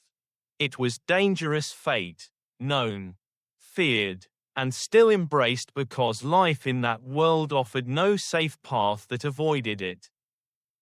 As the room continues its slow return to normal, you understand another deep reason medieval childbirth was endured despite the odds.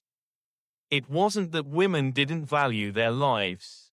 It was that the world around them valued their reproduction more, and women learned to navigate that truth with a mix of fear, hope, resistance, and astonishing resilience. The room feels calmer now, but not lighter. Calm, here, just means nothing catastrophic is happening at this exact moment. Your attention drifts away from the bed and toward the edges of the world beyond it, toward the slow, uneven crawl of knowledge itself. Medicine, such as it is trying to move forward. It's just doing so at the pace of a tired animal dragging history behind it. Somewhere beyond this house, scholars are arguing, writing, copying texts by candlelight. Most of what they know about the body comes from ancient authorities, Galen, Hippocrates, filtered through centuries of copying errors and assumptions. These men debate humors, balances, heat, and moisture, trying to explain childbirth with the same theories used to explain weather or temperament. Sometimes they stumble close to truth. Sometimes they wander far away from it. You realize something quietly frustrating: progress is happening. It's just painfully slow, and it rarely reaches rooms like this one in time to matter. Anatomical knowledge inches forward. Surgical techniques improve slightly. New instruments appear, but none of it solves the core problems: bleeding, infection, exhaustion, because the missing piece isn't skill. It's understanding. Without knowing why things go wrong, improvement remains accidental. Here's a historical event that matters more than it sounds: the gradual return of human dissection in late medieval Europe. Bodies begin to be opened, not often, not without controversy, but enough to challenge assumptions. Organs are mapped, structures named. The uterus becomes less mysterious on parchment, even if it remains dangerous in practice. Historians still debate how much these early dissections influenced real-world childbirth. But symbolically, they mark a turning point. The body is becoming something to study, not just endure. The problem is distance. Learned medicine belongs to cities, universities, elite men. Birth belongs to homes, villages, women. These worlds barely touch. When they do, friction follows. Theories arrive without translation. Advice arrives without context. Sometimes it helps. Sometimes it harms. Often, it's ignored because it doesn't fit lived experience. You think about how many small improvements could save lives if they were shared properly. Cleaner cloths, rest enforced longer, gentle handling, observation without judgment. None of these require advanced technology. They require listening, but systems built on hierarchy don't listen well, especially to women. A lesser-known fact surfaces here. Some medieval physicians openly admitted childbirth confused them. They wrote about it as unpredictable, dangerous, and resistant to theory. This honesty is rare and telling. Historians still debate whether this uncertainty slowed progress or encouraged humility. Probably both. But humility doesn't save lives without action. Back in the room, the woman shifts again, adjusting carefully. She is living proof that survival sometimes happens despite medicine. Not because of it. You imagine how many women survived because someone ignored a learned rule and trusted experience instead. Those successes don't make it into books. They dissolve into normalcy. There's a strange patience to medieval medical progress. No one expects rapid improvement. Change arrives on the scale of generations, not years. This makes sense in a world where most people never travel far and information moves at the speed of rumor. Still, it's hard not to feel the weight of all the lives lost while knowledge crept forward. Step by hesitant step. As the woman breathes quietly, alive in the aftermath, you understand another reason medieval childbirth was so deadly. The tools to make it safer were developing, but too slowly, too unevenly, and too far away. Medicine was learning. Women were paying the tuition with their bodies. Your thoughts drift outward now, beyond this single room, beyond this single body, into the crowded lanes and narrow streets of medieval towns. If childbirth here feels dangerous, the city makes it worse. You imagine moving this same woman, with this same exhausted body, into a cramped urban house wedged between others, sharing walls, air, and water with dozens of people. The danger multiplies quietly, efficiently. Medieval cities are alive, but they are not clean. Waste runs through streets. Wells sit dangerously close to latrines. Animals move freely among people.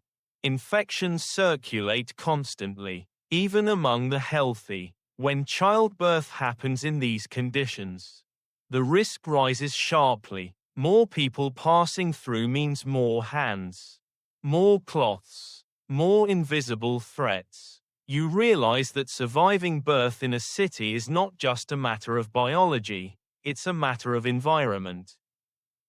Here's a widely accepted historical pattern. Maternal mortality was often higher in towns and cities than in rural areas. Population density increased exposure to disease.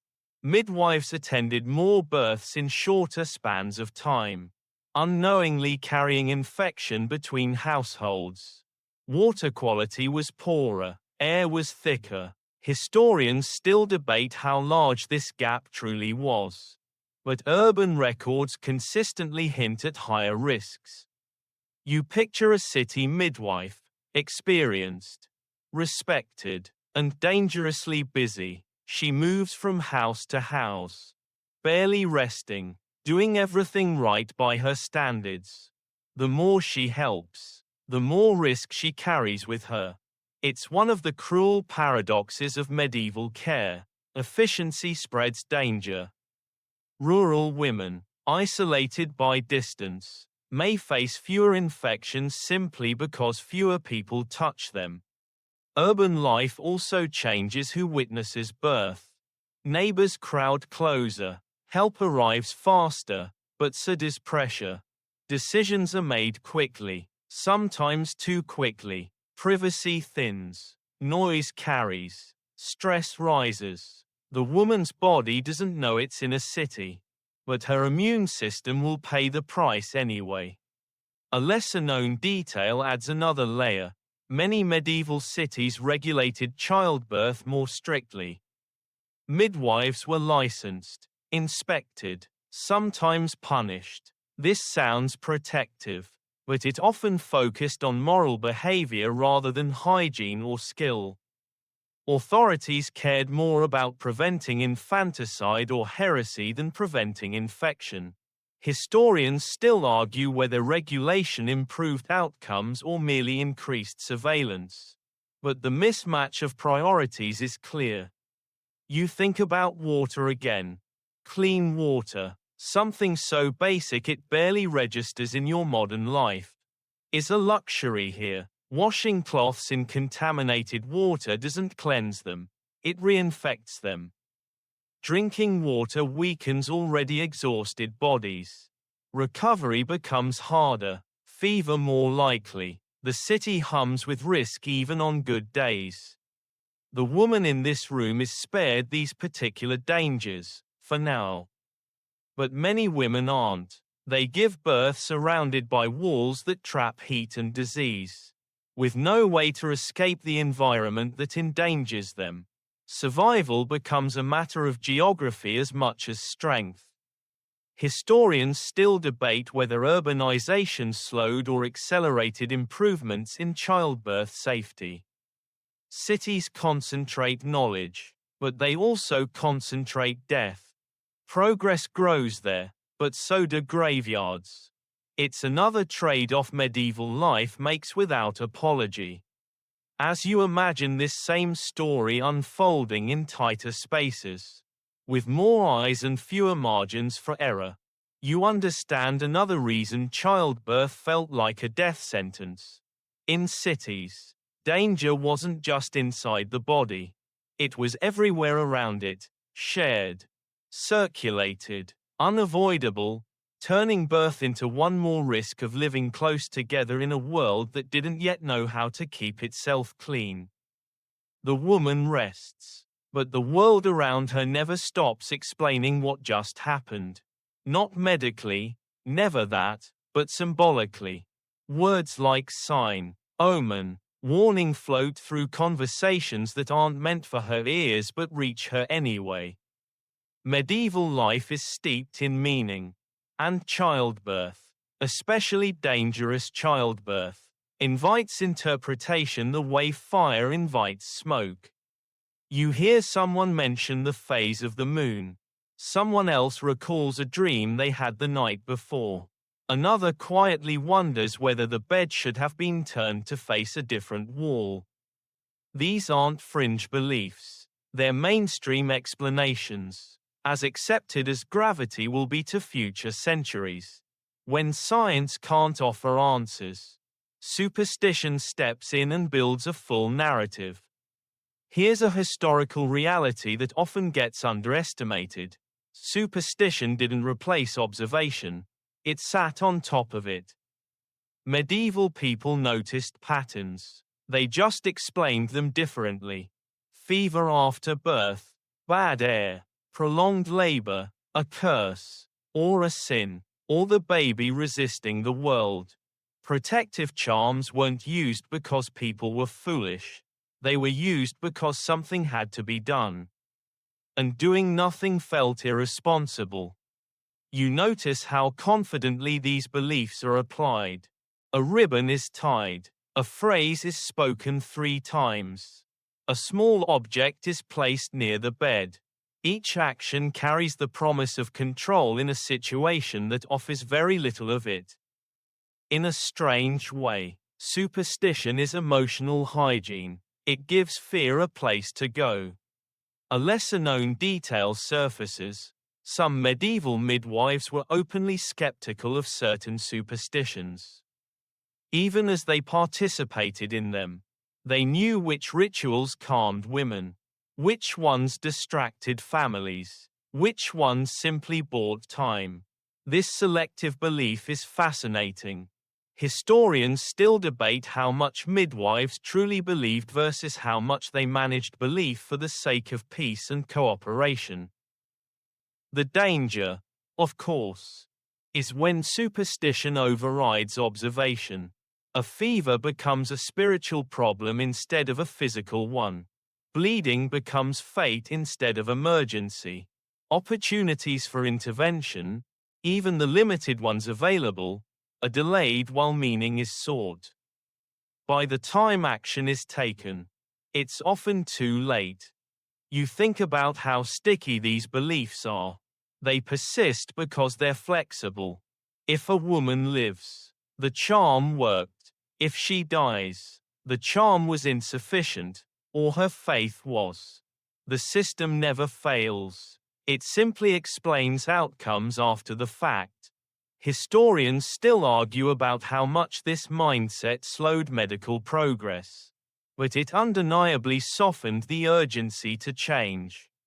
The woman shifts in her sleep, murmuring softly. Someone interprets it immediately. She's dreaming. Her spirit is settling. That's a good sign. No one says she's processing trauma. That concept won't exist for centuries. For now, meaning fills the gap where understanding hasn't arrived yet. There's a faint, almost gentle absurdity to it all.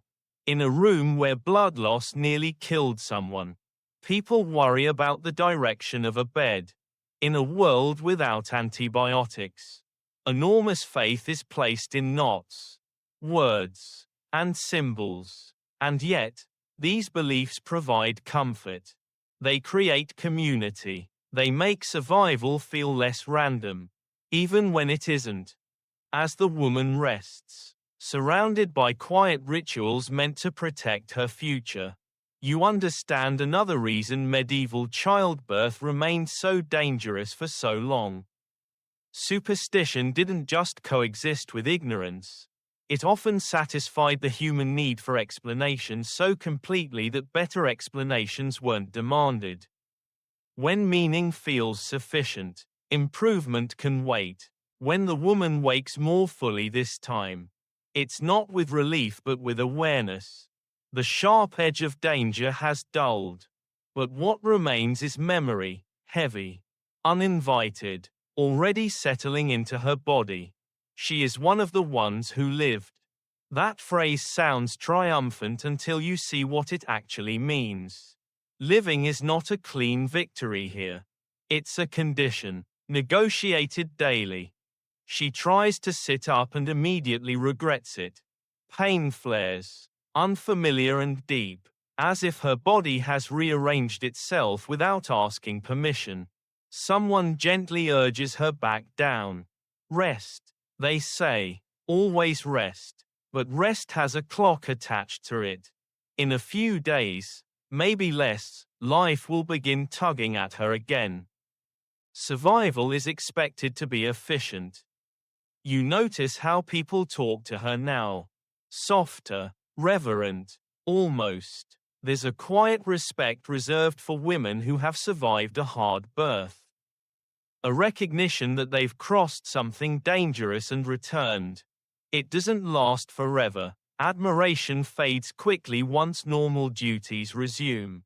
But for now, she occupies a small, rare category, proven resilient. Here's a historical reality that complicates the idea of survival. Women who lived through traumatic births were often changed socially as well as physically. Some were considered wiser, tougher, more authoritative. Others were quietly sidelined if injuries made them inconvenient. Survival could elevate or diminish, depending on what it left behind. Historians still debate how these outcomes varied by region and class. But the social consequences were real. The woman becomes aware, gradually, that the baby is gone. No one announces it. No one needs to. Absence has a sound all its own. She doesn't cry right away. Shock still buffers her. Grief will come later. when the body feels stable enough to collapse inward. Medieval mourning often worked this way: delayed, compartmentalized, folded around survival. A lesser-known detail slips into focus. Some women named their lost children privately, even if the names were never spoken aloud. A way of claiming something the world refused to recognize.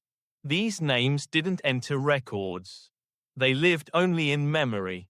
Historians still debate how common this was, but traces appear in letters, prayers, and quiet references passed down through families. She stares at the ceiling, blinking slowly, as if recalibrating her place in the world. Yesterday, she was pregnant. Today, she is not. The future has shifted without asking. And yet, expectations remain stubbornly intact. If she survives fully, she may be expected to try again. Another pregnancy, another risk. Survival doesn't cancel the sentence. It just postpones it. You sense a strange duality settling over her. Gratitude for being alive. Guilt for surviving when the child did not. Fear of ever doing this again. Acceptance that she probably will. These emotions don't arrive one at a time. They stack, overlap, press inward until there's barely room to breathe. No one offers language for this. She will learn to carry it silently, like so many others. As you watch her rest, surrounded by women who understand without explaining, you understand something crucial. Medieval childbirth didn't end when danger passed. It lived on inside the women who survived, etched into bodies, woven into memory, shaping how they walked, worked, loved, and feared. Survival was not the opposite of tragedy.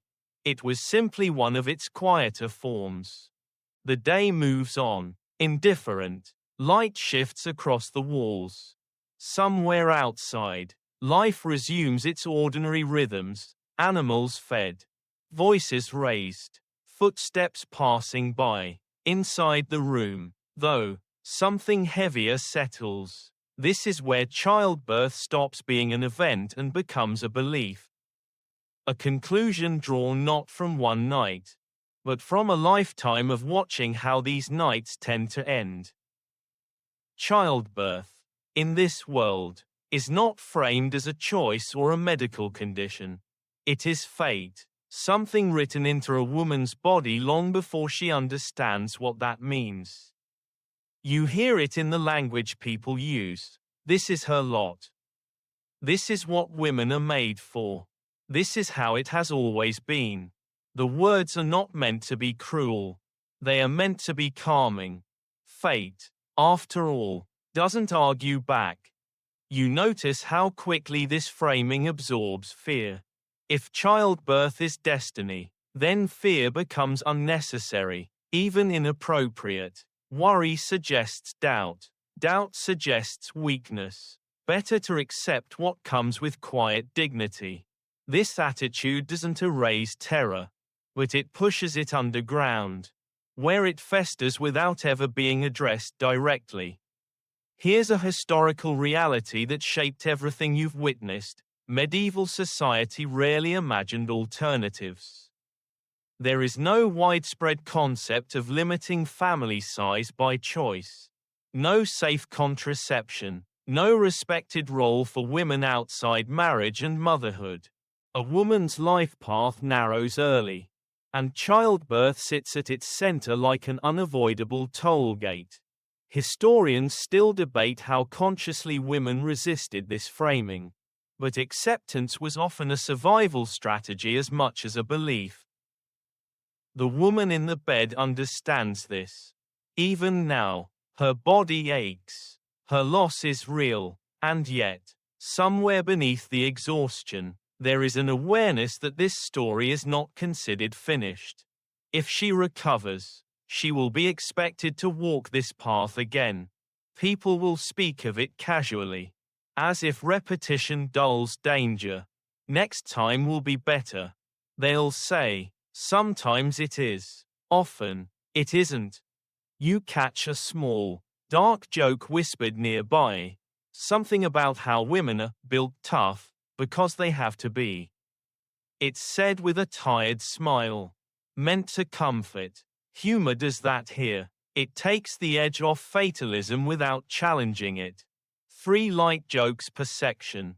You were promised. And here's one that lands softly but sticks. If medieval fate had a sense of humor. It was a very dry one. A lesser-known detail settles in. Medieval sermons often compared childbirth to a spiritual trial that refined the soul. Pain purified. Survival proved worth. Death meant reward elsewhere. Historians still debate how deeply women internalized these ideas. But they saturated the culture so completely that imagining childbirth as anything other than fate became almost impossible. You realize how powerful that is. When danger is framed as destiny, there is no pressure to make it safer. You don't fix fate, you endure it, and endurance becomes a virtue greater than survival itself.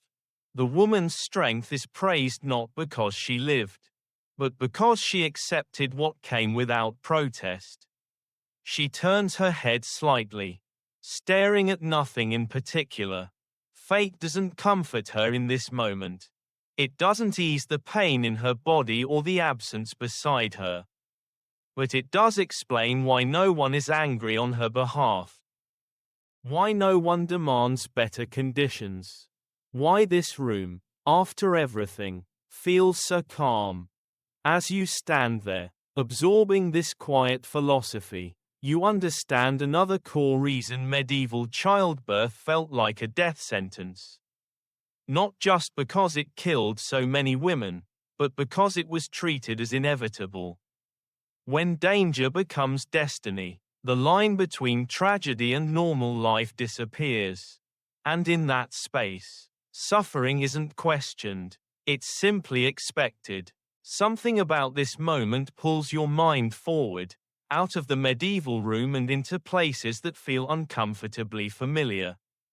You think about bright hospital lights, clean sheets, clipped voices, machines that beep softly to reassure everyone that control exists. And then you realize how many fears in that modern space echo what you've just witnessed here. Different tools, same quiet terror. The woman in the bed doesn't know it, but she is standing at the far end of a long bridge. On the other side are centuries of progress, trial, failure, and rediscovery. You can feel that bridge now because some of the fears haven't vanished. They've just changed clothes. Even in the safest modern delivery room, childbirth still carries an edge of uncertainty. People still say, everything will be fine, the same way they said it here, half hope, half spell. Here's a historical truth that feels almost ironic. Many of the most dangerous elements of medieval childbirth didn't disappear smoothly. They lingered. Infection continued to kill mothers well into the modern era. Pain relief took centuries to be taken seriously. Even simple hygiene met resistance. Historians still debate why it took so long for obvious improvements, like hand washing, to become standard. But part of the answer lies in habits that feel normal until someone insists otherwise.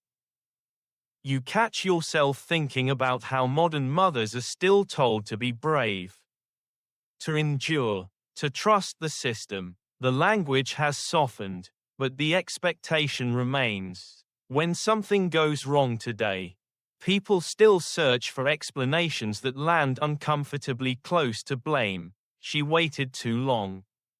She didn't advocate enough. Her body failed. The medieval instinct to moralize outcomes hasn't vanished. It's just learned new vocabulary. A small, darkly familiar joke floats through your thoughts. At least now the bed faces the right direction. You almost smile. Progress, after all, is real, but it's uneven.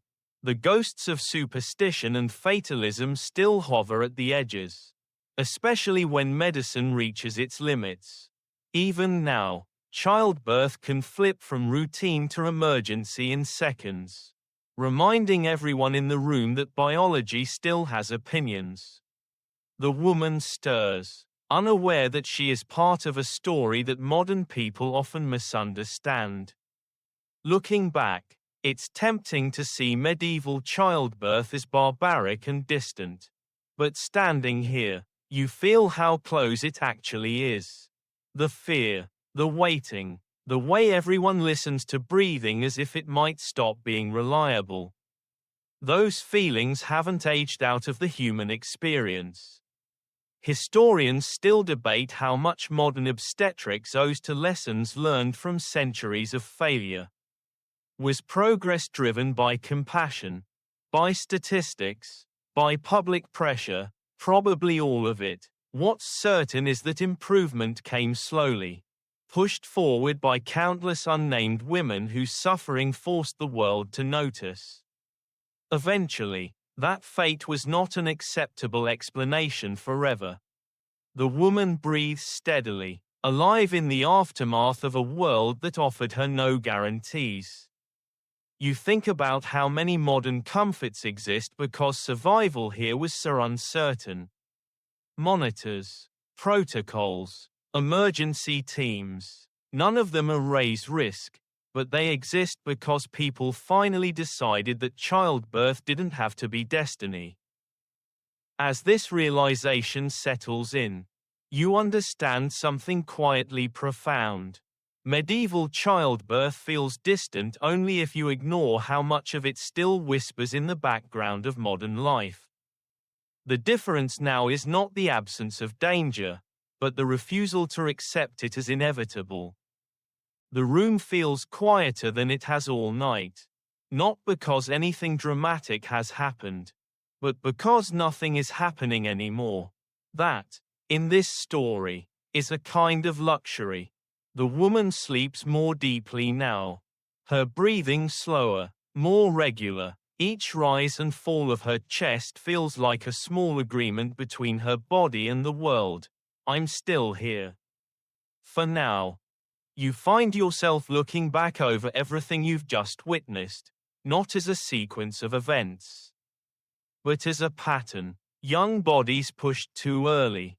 Knowledge passed hand to hand instead of book to book. Faith filling gaps where understanding hadn't yet arrived.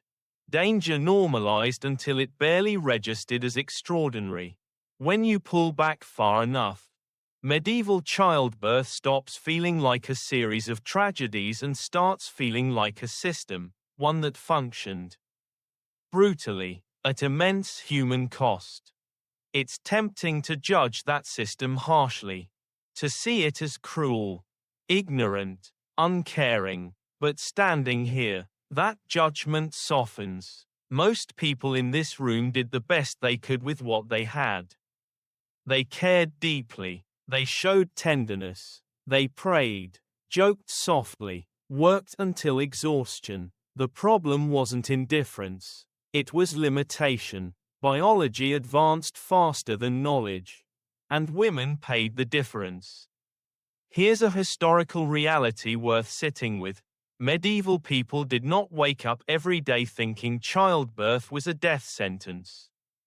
If they had, society would have collapsed under the weight of constant terror. Instead, danger was folded into normal life, managed through ritual, humor, community, and belief. Historians still debate whether this normalization protected mental health or numbed societies to suffering. But it was undeniably effective at keeping life moving forward. You notice how memory works in this world. The sharpest edges dull quickly. Stories get shortened. Details fade. She almost died becomes it was a hard birth. The baby was lost becomes it wasn't meant to be. This isn't dishonesty. It's survival. When risk is constant, Memory learns to edit. The woman will remember tonight differently in time. Pain will blur. Fear will compress. What remains might be a general sense of having crossed something dangerous. Maybe a scar she avoids touching. Maybe a caution she passes on to another woman someday. Experience becomes inheritance here, even when it's never written down. There's a quiet irony in how history remembers medieval childbirth. It's often reduced to statistics, to grim facts delivered without texture. But standing here, you know the truth is softer and heavier at the same time.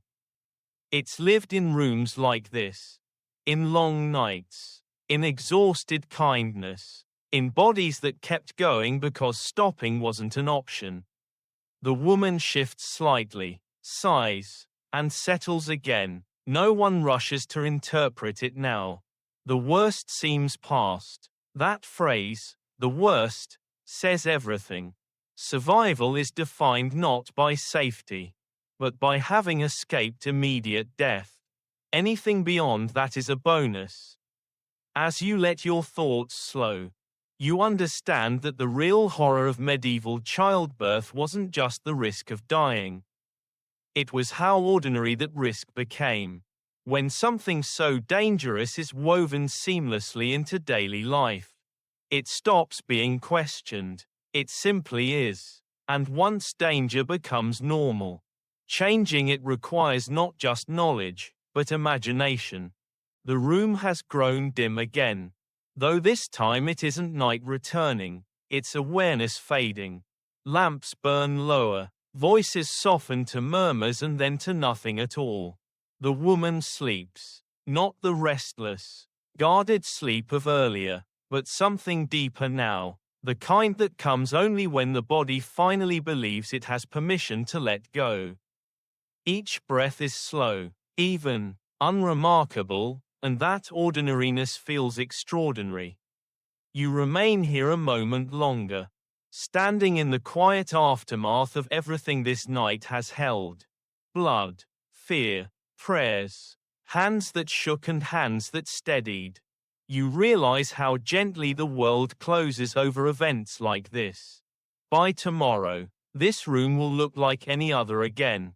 Straw replaced, cloth washed, life continuing as if nothing monumental happened here at all. And yet, something has changed. Not visibly, not historically, but internally. You now carry the shape of medieval childbirth not as a statistic or a grim fact, but as a lived rhythm. The waiting, the uncertainty, the way danger never announces itself clearly. The way survival feels provisional until time itself confirms it. Historians still debate many things about medieval childbirth: numbers, causes, regional differences, but standing here, those debates feel distant. What matters is simpler and heavier. Childbirth was one of the most dangerous things an ordinary woman could do. And it was expected of her repeatedly. Without pause, without alternatives, without guarantees. The woman on the bed will wake later and continue her life. Altered but alive, many others did not. Their absence shaped families, villages, and expectations in ways history barely recorded. Fear became tradition, risk became routine, fate became explanation. As the room settles fully into silence, your thoughts slow with it. Images blur, sharp edges soften. You're no longer standing in a medieval house, you're drifting, carrying only impressions now: warmth, breath, the faint echo of prayers and soft jokes meant to keep terror at bay. You understand, finally, why medieval childbirth felt like a death sentence. Not because death always came, but because it always might. And no one had the tools to argue with that truth yet. Now the story loosens its grip. The room fades, the woman sleeps, and you're allowed to rest too. Let your breathing slow. Let the images dim. Let the past grow quiet. End of script. Sweet dreams.